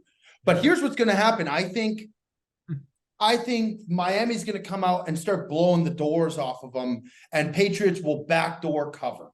It'll be like meaningless points towards the end of the game where they come back and score, and the game will be over. But I do think the Patriots cover here. I do. And by the way, who's playing Showtime in fantasy this week? Because he's got Tyreek Hill. Is it you, Mike? I'm playing Tick. You're playing. Oh, wow. You guys playing one another. Yeah. Oh, we just talked about Badgett. That's right. Well, I tell you what, Showtime is ripe for the picking right now, because if Tyreek Hill doesn't play, he might lose again this week. And Perez might. By the way, did you see Mikey V on the reason he lost? He couldn't just give Perez his flowers. Well, wait a minute. I said to Perez in a comment, I said, if it was going to be anybody, I was glad it was you. No, but your initial comment, you were the first person to comment on the thing. You said, "Yeah, I got to bounce back after the bye week." After the bye week, that's the song. But when in this league, the way this league's formatted, if you're on a bye week with one of your quarterbacks, you're not going to drop your quarterback. It's like that's a major voice. I've been on a bye week with my quarterback since week 1. I mean, I haven't had 2 QBs all. He lost Aaron Rodgers. But I would just dump one and you got to stream somebody. I should have. It's guaranteed points. You don't know what's going to happen with these bum wideouts and these bum running backs. Brock Purdy's been carrying the team, and now he's hurt. So if a quarterback's bad game, he'll get you 7-8 points on a bad game. Yeah, I mean, I was flexing Nico Hollins for a while, who's been absolutely nuts. A couple of weeks it worked out for me, but anyway, not the point.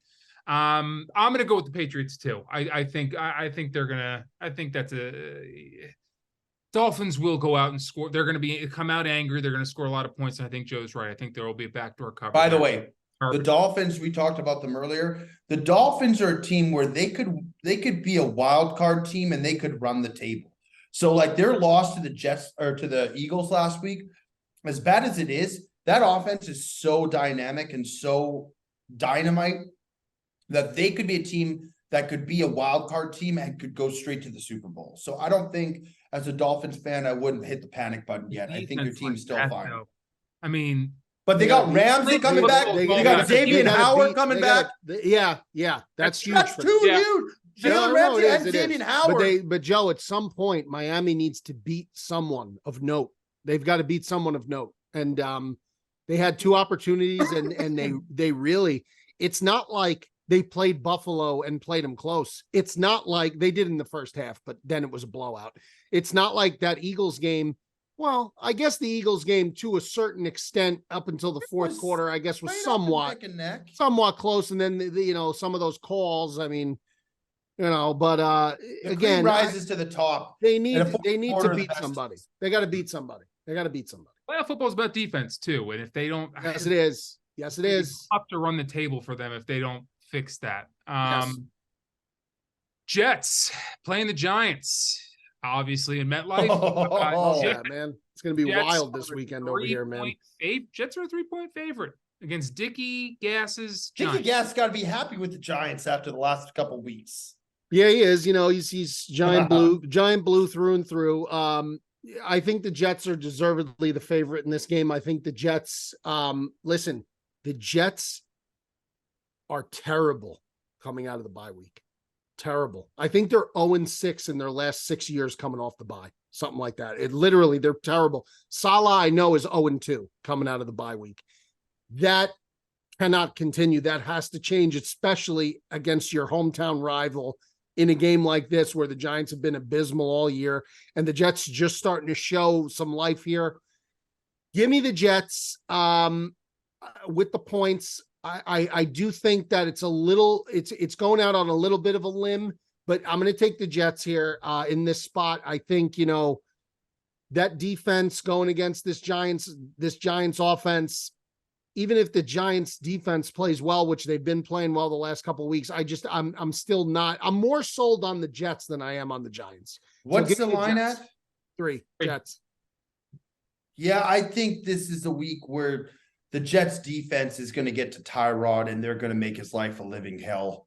I don't think the Jets offense is particularly going to do anything crazy, but I think this is a scrap. What's the total on this game? It's going to be a low scoring game. Jets defense, by the way, gets Sauce Gardner back. They get their other starting corner back. So that's huge for them. What's the total on this game, Tick? 36.5. I think this game, I think it goes under. I still think it goes under. That's a tough number though, Joe. It's not a game I would put as game of the week, but I'm saying this is going to be a scrappy game. Yeah. Where just back and forth between the numbers. But I think that the defense for the Jets can cause turnovers. They can get to Tyrod and they can disrupt him. And I just don't see the Giants. I don't see the Giants scoring a lot on this Jets defense. Yeah, I'll take the Jets with the 3. I think that's the right pick.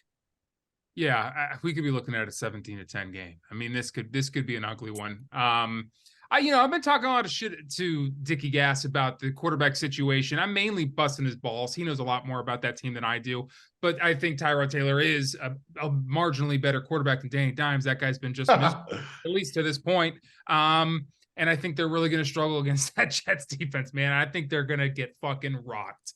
I mean, Dickie Gass talks all about the offensive line and how bad they are. And I think they're going to get fucking exposed and ripped apart by the Jets defense, man. Fortunately for him, I think I'll take the Jets to cover that 3 points. All right, moving on. Jags are heading to Pittsburgh. Jags are a 2.5-point favorite, over under 42. Mikey V, who do you like there?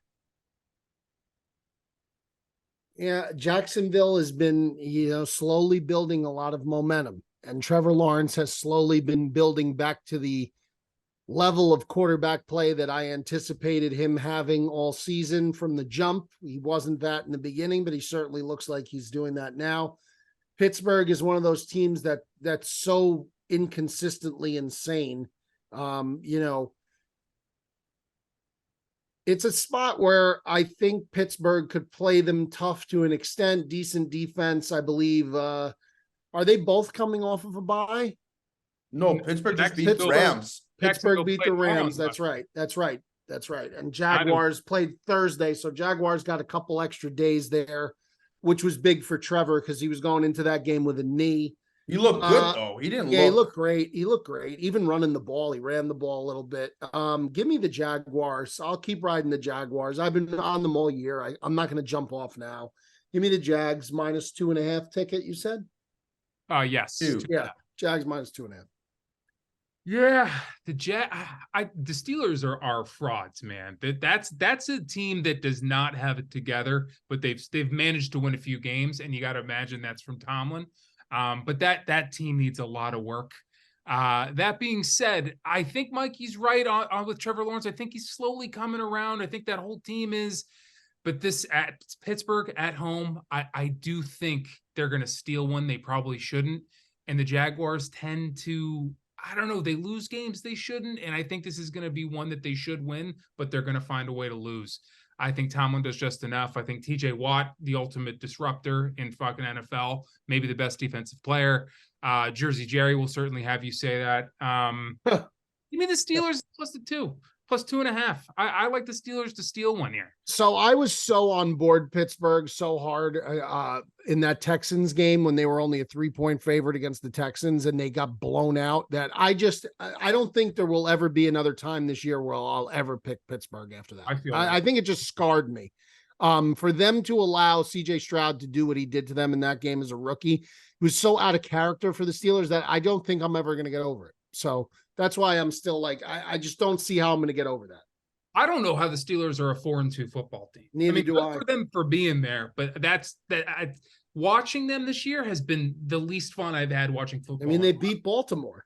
Yeah, the league makes no sense, man. The Pittsburgh Steelers are gonna win this week.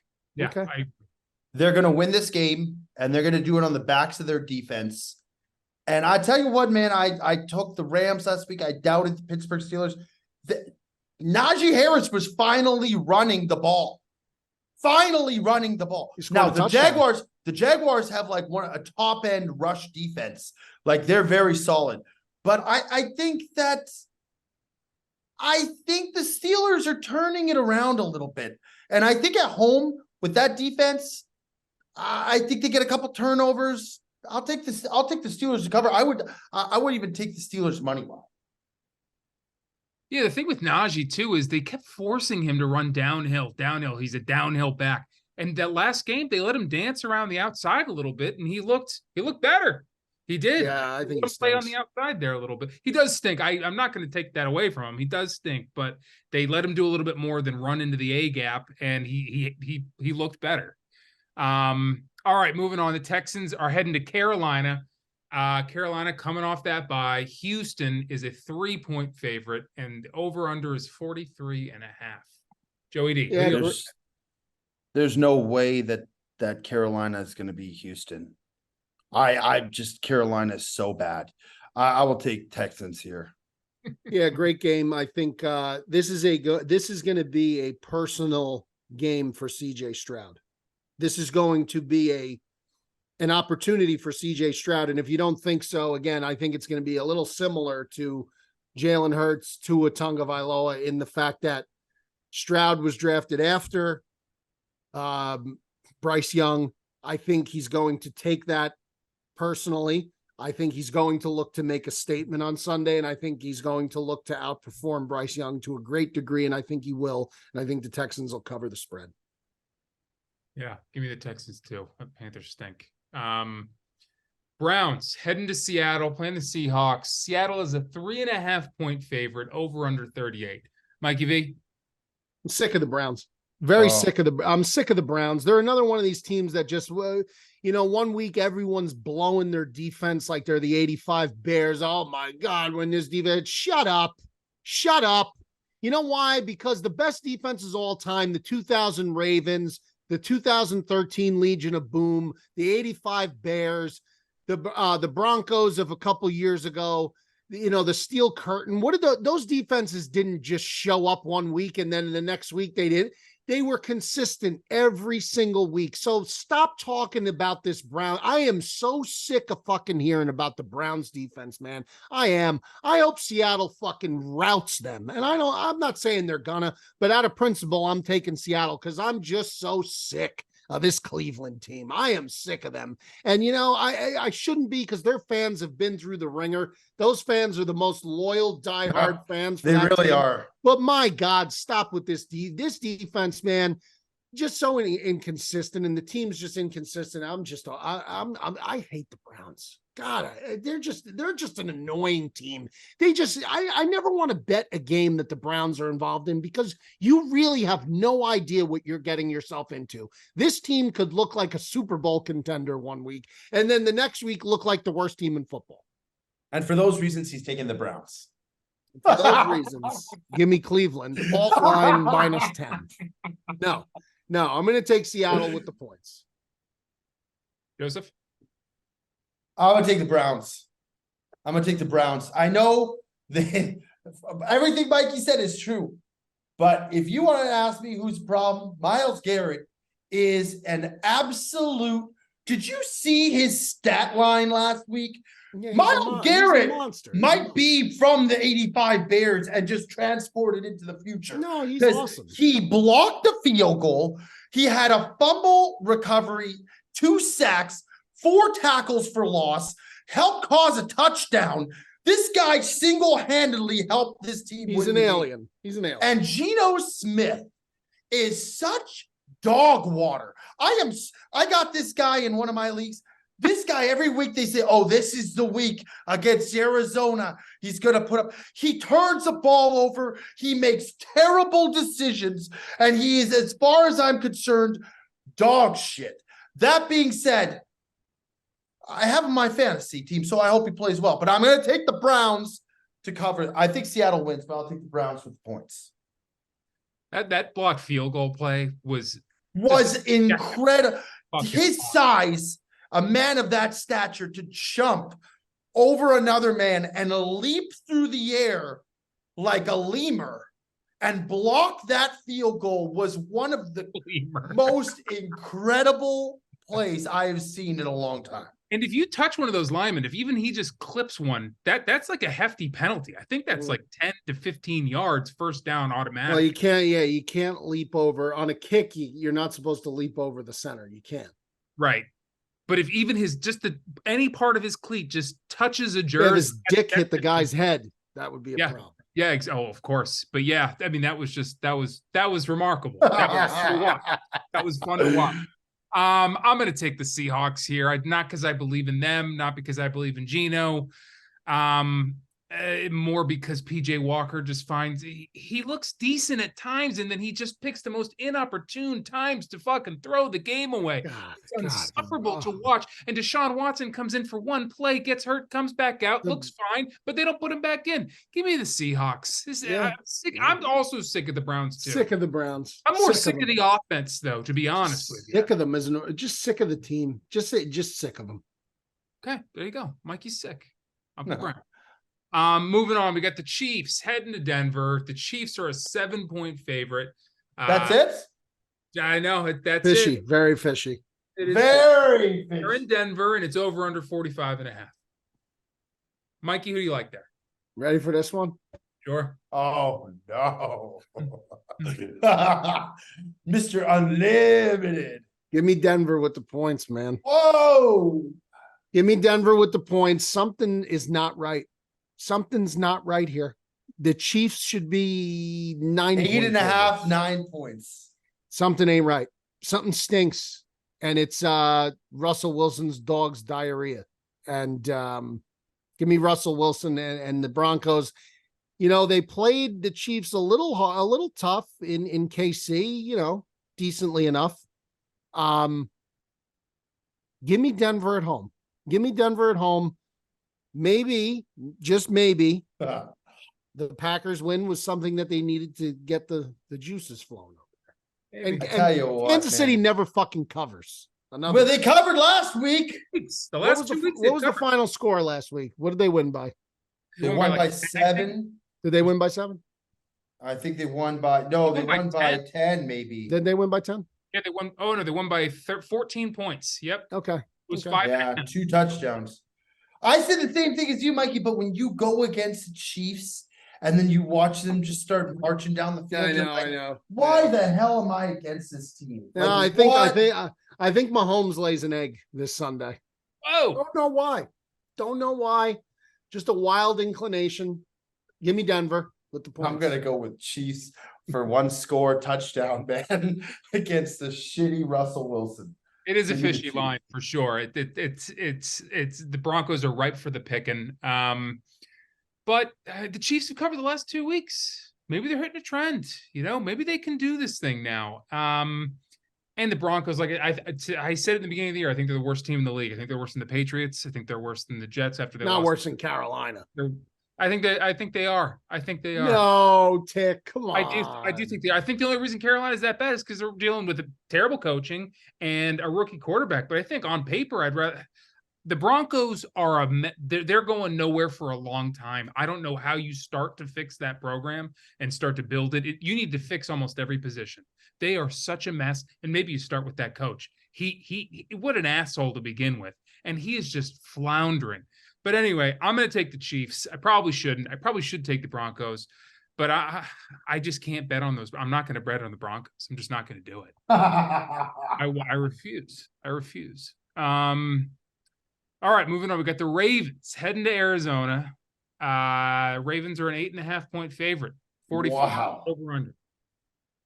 Joey D. Lamar Jackson last week looked unstoppable.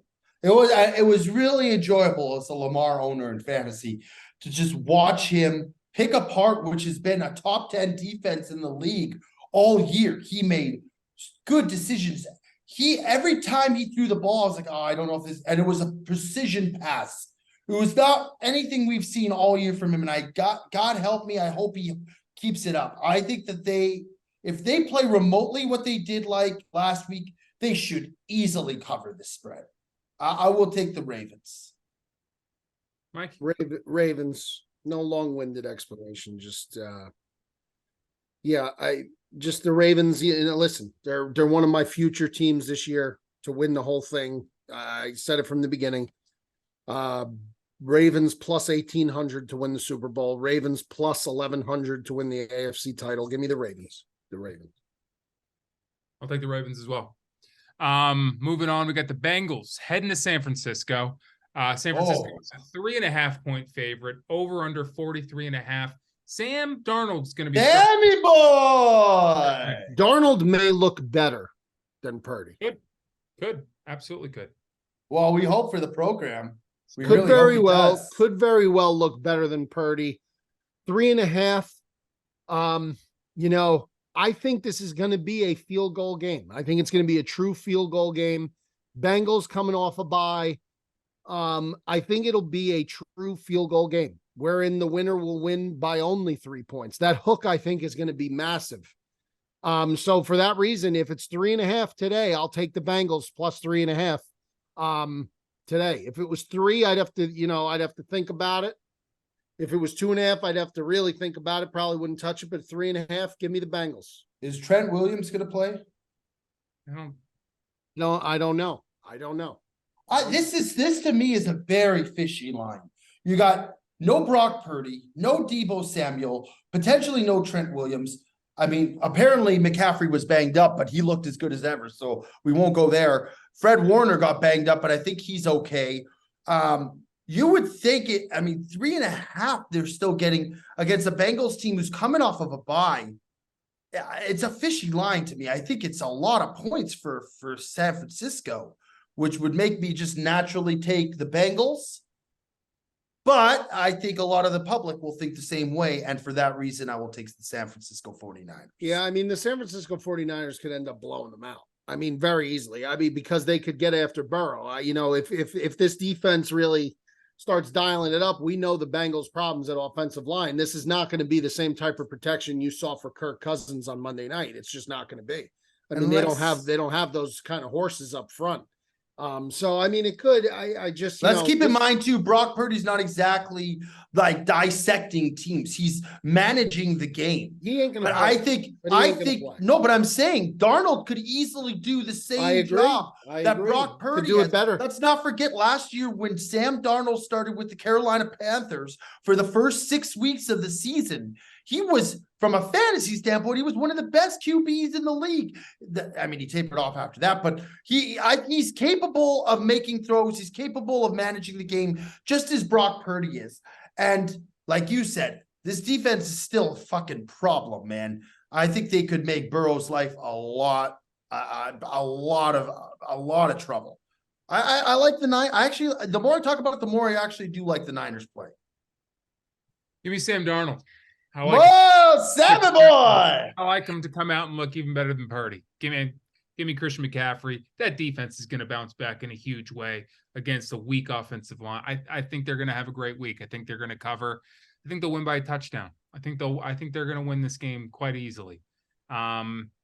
Bears heading to Los Angeles, playing the Chargers. Chargers 8.5-point favorite against the Bears. Give me the Bears. Give me the Bears. Yeah, no, fuck that. 8.5? 8.5. If the Bears can't against bad boy Badgets? Yeah, no, give me the Bears. I mean, listen, give me the Bears. Give me the Bears. The Bears could win this game. I feel the same way. Yeah, I feel the same way. The Chargers shoot themselves in the foot all the time.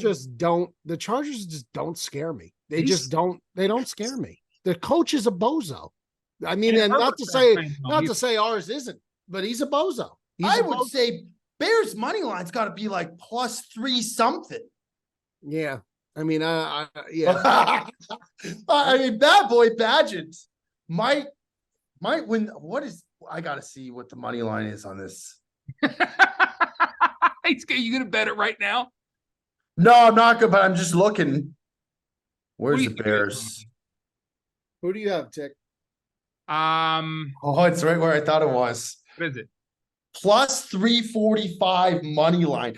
The Chargers -435 money line. Who in their right mind would put that kind of juice on the Chargers? That's a Sunday night game too. Badgett even more. Getting the spotlight, baby. If Bad Boy Badgett wins this game, Mikey V is going to be so torn because for a while he's just wanted this Bears team to stink. But if they start stringing wins together with this young quarterback, he's going to be torn. If the Bears beat the Chargers on Sunday night with Badgett, you're all in on the Bears. Yeah, I'm back. He will be going on Instagram. This team's winning the Super Bowl. He's going to be doing the whole. I mean, he'll be the happiest because Carolina's still got their first pick. That's right. So before in the past he would have been so torn, but now you can actually root for the Bears and still know he can have the. Has there ever been a season where a team picks first overall and 32nd overall? Because if Badgett wins this game Sunday night, we might be on. If Badgett wins this game, we might see Mikey V in a Bad Boy Badgett uniform. Now that's what I'm saying though. If he wins this game, like how the fuck do you start Justin Fields? You can't. You absolutely can. And if you do, shame on you because you're not a good coach. I agree. You also you ride the hot hand too. I agree. It's both. Yeah. Well, anyway, give me the Bears. Everyone likes to shit on Staley, and of course he's terrible. He's one of the worst. But Justin Herbert, for a great quarterback, one of the best out there, supposedly. He misses throws every game. A lot of throws, man. I know. I had Keenan Allen 2 weeks in a row. He missed them on touchdown passes. And one would have led me to a win against Mikey V, and I was furious. Yeah, I think the Bears are going to pick Justin Herbert off at least once, maybe twice. I think that's a guaranteed. All right, and moving on to the last game we got. Monday night, Raiders are heading to Detroit. Detroit is 8-point favorite, over under 46. Mikey V, who do you like? Lions bounce back. There's a reason. Now that line, people are going to look at that and they're going to say that's too much. But it's not. The Raiders just got blown out by the Bears. They're in a bad way. They're going to reel. They stink. And the Lions are going to come back home. Dan Campbell will have the team ready. Dan Campbell will humble them during the week at practice. They probably got a little too big for their britches. Everyone praising them and sucking them off for a little bit too long. Give me the Lions. I'll take them. Joseph? I think the Lions are going to come back. The Raiders with Brian Hoyer, I mean, this is just a mess. It's and this is the team that beat my team. So shame on me, man. Shame on my Packers. Yeah, I think the Lions come back. I think the Lions are a legitimate team. I think they had a bad week and they got exposed, but I don't think that they're a bad team. I think Dan Campbell has his team where they need to be. I think they'll be prepared. I think they'll come out and they'll take care of business. Yeah, I agree. I think Lions dust themselves off and come back and dust the Raiders.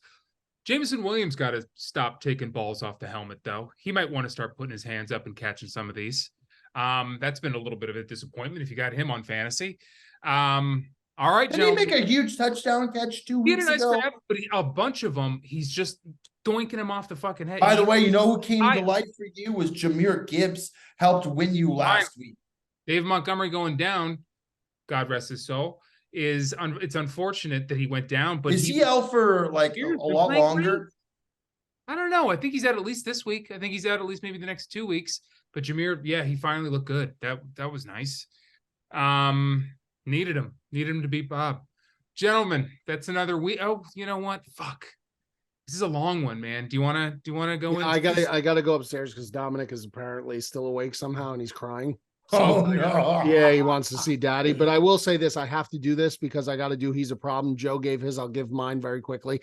My problem is a young man out of New Mexico State. His name's Diego Pavia. And if you haven't heard of him, he's won 4 straight games. This team is in 3rd place in their conference. The New Mexico State is rolling right now. Pavia is top 25 in the country in passing yards. He's top 25 in the country in quarterback rating. That includes all quarterbacks from all the top Power 5 conferences. Diego Pavia. If you don't know, now you know. Mikey V, would you potentially bring him onto the Sportsmen? Oh yeah, I could easily. Would you? Did you give a game of the week? I'm sorry if I missed it. Oh no, Cowboys -6.5. Cowboys -6.5. So Cowboys, Colts. What did you get them at, Tick? It's a pick. +1. Oh, that's a great pick. And mine's the Bills by 9. All right. It's time for viewer questions. We're missing Mikey, but Joe and I will field some of your questions. We thank you very much for firing them in. Like, comment, subscribe to continue to do so. Send your questions into the Instagram, and Mr. Anderson will send them our way, and we will answer them at the end of each episode. First question comes from Dave Tapa. Joseph, who is the most exciting NFL player to watch this season? I think you have to go with the obvious pick. Christian McCaffrey. The guy has scored a touchdown. I read a statistic actually, and I'm going to pull it up here because I was mind blown by this. I think it was on Sports Center, so bear with me 1 second. I'm going to pull this up, and I was absolutely mind blown. Now I can't find it. It might have been ESPN. It's okay. Hold on. Cut some of No, it's an unbelievable take. Oh, I believe it. They said that if you took, and it might have been, they said if you had bet, so Christian McCaffrey's scored a touchdown on, I believe, 16 straight games. If you had bet $100 for him to score an anytime touchdown 16 games ago and took your winnings and just continued to put all of that on for 16 straight games, do you know how much you would be up right now? I don't, but I'm sure you're going to tell me. It was over $400,000. Are you fucking serious? So if you took the $100, you put it on anytime touchdown, it won. And then the next week you took that amount, which would be like whatever, because I think a lot of these times anytime touchdowns plus money. So Right. say you won 150 or whatever, then you took that and you put it on, and you just kept taking your winnings every week Right. and putting it on him to score a touchdown. $400,000. Moral of the story here is bet on Christian McCaffrey to score a touchdown this week, because he probably will. No, I honestly just think there's a lot of guys who've been exciting. Josh Allen's having an awesome year. There's a lot of guys on defense. Myles Garrett, I don't know how you cannot be entertained watching him last week. There's a lot of guys who just, Mahomes every week makes big plays. But to me, the most consistent since he came from Carolina, he has been a cheat code. And he can run, he can catch, he can throw touchdowns. I think one of the first games is a 49er. He threw, caught, and ran for a touchdown. He is unbelievable. He's a freaking enigma. And I would say Christian McCaffrey, he's an absolute star, man. Yeah, he is. I'll go on the defense side of the ball. It's either Myles Garrett or TJ Watt for me. Oh, yeah, he's awesome too. Those are just two disruptors. And if you like watching defensive football, they're two of the best to keep your eye on. Moving on. Next question comes from Matt B3R. Most annoying to see at every Chiefs game? Taylor Swift, Brittany Mahomes, or Jackson Mahomes? Williams. Oh, Lord have mercy. I would normally say Jackson would take this by a long shot, but Taylor Swift, man, if the fact that people are like on ESPN, the anchor was like, I heard she might be at the game. Who gives a shit? By the way, a lot of people are taking this for like hate on Taylor Swift. I don't hate on her. Congratulations. She's had a successful career, more success than I could ever dream of. And I actually don't mind her. She is a normal human being. Who the fuck gives a shit that she is in the stands every game? Why are we panning over every time Kelsey makes a catch? Why every time a touchdown is made are we going into the stands? It's so annoying. Yeah. I am so done with it. Yeah, I agree. I like Taylor Swift. I actually like her. I like her music. Well, I don't like her necessarily, but I like the music. She doesn't really bother me. I'm sick of seeing her at these games. And I'm sick of it's shame on football. It's really the cameramen it's fault for in these programs, NBC and CBS and Fox, for continuing to show her.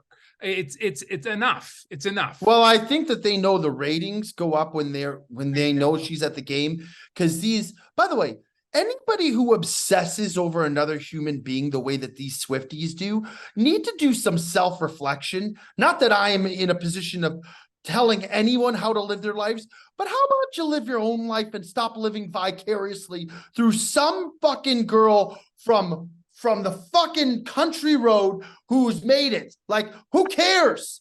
She's awesome in her music. You can listen to her music. You don't need to obsess about her. But I think a lot of people know, like the networks know, that when she's in attendance, the ratings go up. And so they just play into it. It is so corny. Bro. Although I will say that the cool little celebration dance last game. I like the whole, like the little spinorama. Although Jackson Mahomes, just let someone else have a moment with the TikTok dance and try not to butt in.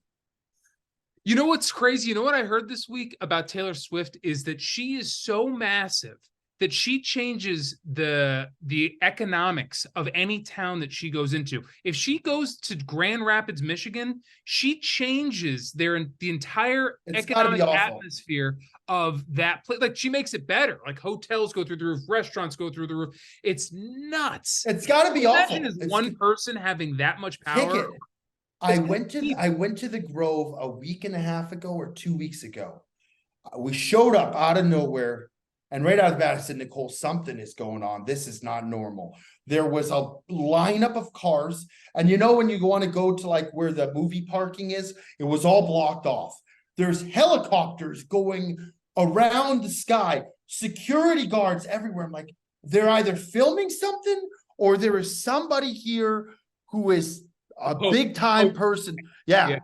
And it was Taylor Swift, man. She was there for some documentary release movie that she had. She was there for it, and they treated that place like it was. It's like the Queen Ant just showed up, and all these ants are scurrying around, just losing their minds. It's insane, man. It's really insane. I feel bad for her. That's got to be tough because she will never live a normal life. Yeah, that's true. That's true. All right, we'll do one more. This one comes from Brian Dylan Schramm. Out of the three of you, who would be the favorite to complete a 3-day darkness retreat? Joey D, do you know what a darkness retreat is? Isn't that where you just shut yourself off from humanity? They put you in these things that is supposedly like the darkest you could possibly get, like darker than dark. There's not a shred of light in there. And it drives some people mad. It drives them. Other people. I think you would flourish in that setting. I think I would be an absolute head case. I think I'd fall. I think I'd be the worst at it. I think I would be the absolute worst at it. But you always say that you want to be away from everybody and just but I don't isolation. I don't want to be in the dark. I would lose. I do want to be isolated. How do you find your way out if you can't see anything? Well, it's like guided. There are like shamans or whatever. Like, there are people there who are, taking. I tell you what, man, a lot of people are just trying to find an ounce of happiness in this life. But not that way. I am one of them, though. How do you get darker than dark?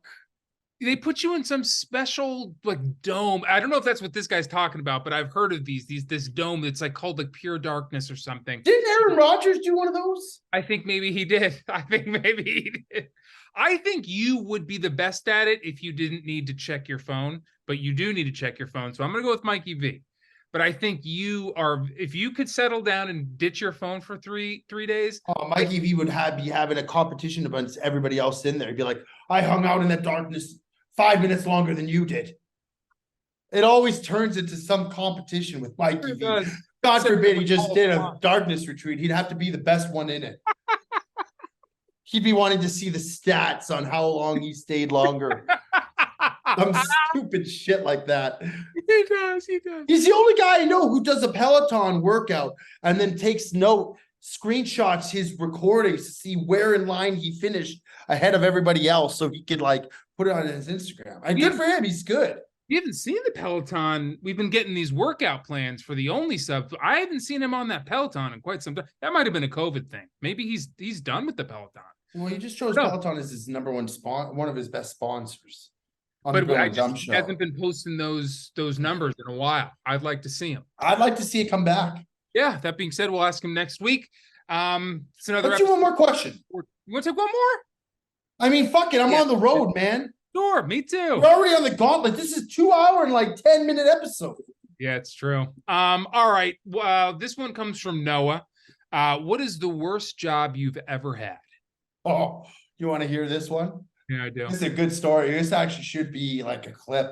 So when I was younger, I worked technically my first job ever, I worked for my uncle, but my first ever real job, I worked at a lumber yard called Curtis Lumber, managing cedar. I worked at a cedar yard and I was horrific.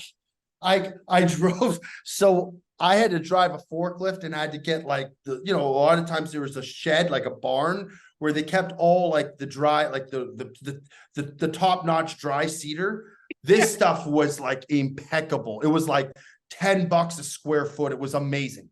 So I go in to pick up an order this one time. And so the way that the barn, like this huge shed was made up, there was like a ramp that went down into the shed. So when you went down with the forklift, you'd kind of go down, you could have your forks up and you'd go down.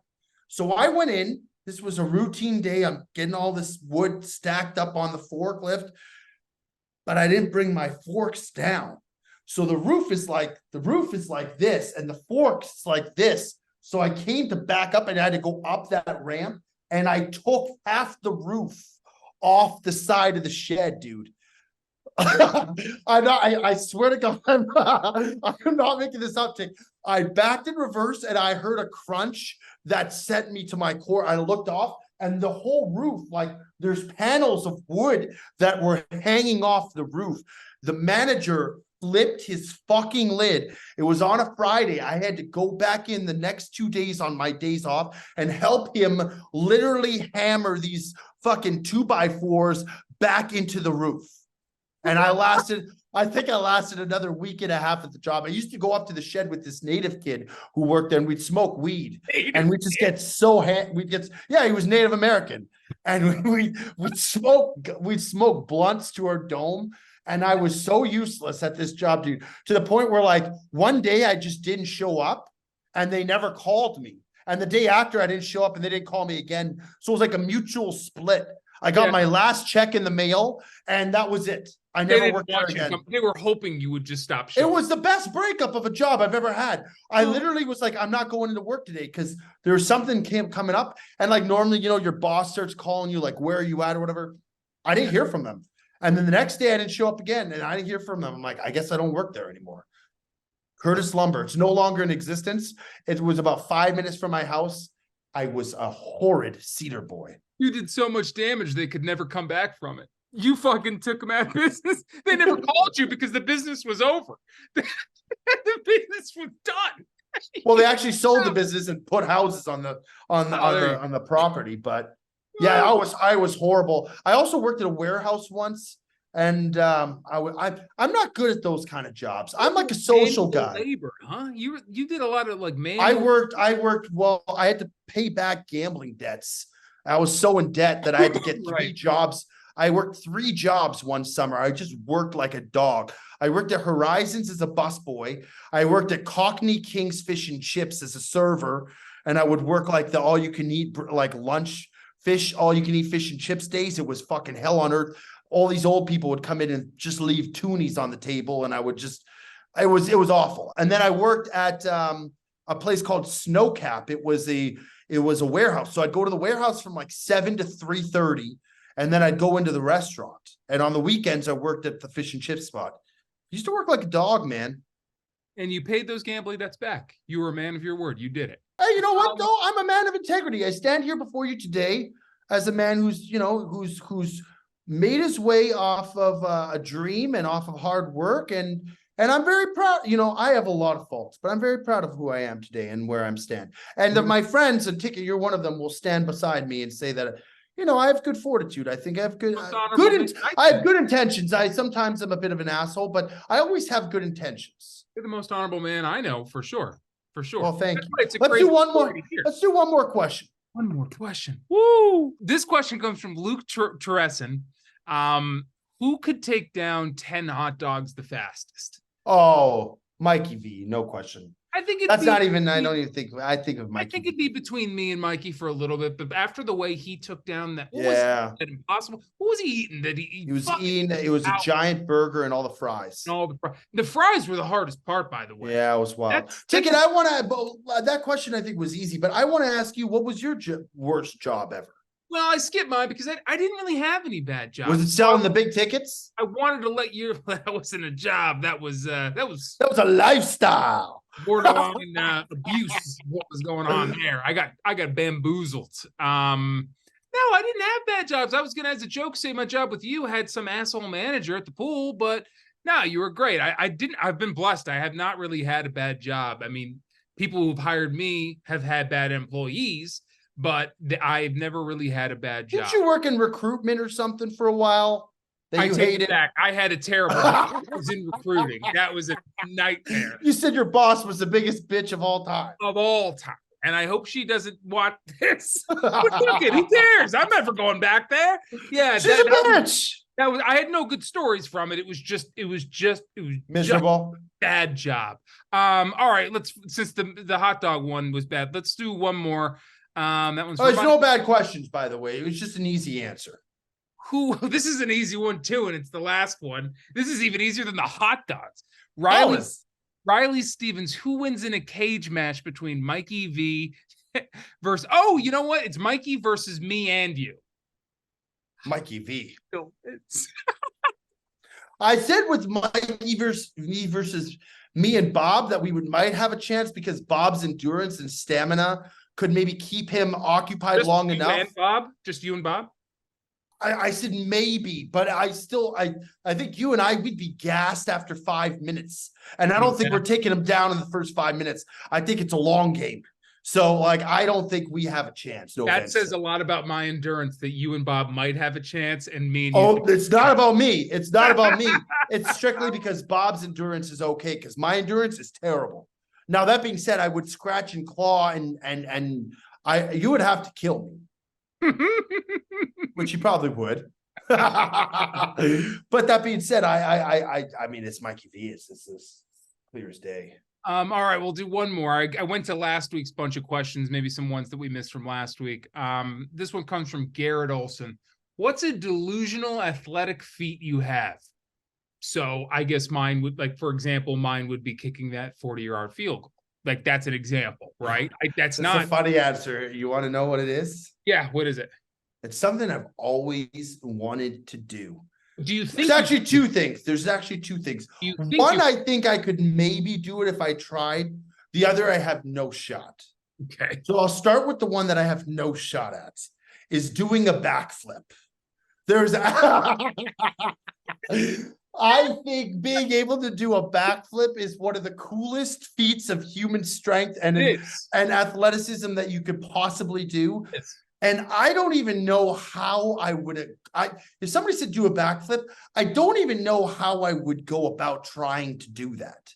Yeah. But you see Tyreek Hill catch a touchdown, he'll just go in front of the camera and do a backflip. It's unbelievable. You know what my other one is, and this is a lot more embarrassing because it shouldn't be that hard, and it's in the same realm as a backflip.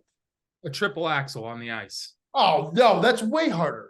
I've always, and I've never been able to do it, and I don't know, it's just embarrassing. I've always wanted to do a cartwheel. Easier, dude. I used to be able to do cartwheels. You could do a cartwheel. You're very strong. I don't think I could do a cartwheel. Not today, but if you, that's one you could practice and accomplish. That one you can absolutely. That's not delusional. Okay. Then the backflip one for sure. Yeah, it's also one of the coolest things. See, how do you even try that? I don't. Could you imagine? You know, like the guys when you go to like the diving boards or you go to like the cliffs to like go and you see these guys backflip off of it. If you're a girl and you watch a guy backflip off that, like he's instantly like he's getting laid. You're getting laid. If you can backflip, you're getting laid. And it's not even about the getting laid. It's just about how cool it would be. You imagine we were like that time when we were on Perez's boat, or we were with Miss D.W. Dawson on the boat. And like, imagine, like I jumped into the water. Could you imagine I just went off the edge of the boat and backflipped into the water? Been sick. You would have been laid that night. You have a girlfriend, but you would have, if you wanted it, it would have been there because that's there was nobody to lay. Great. That's how great a backflip can do for you. There's easy ways to get laid in life. Winning championships, and doing backflips. No, and abs.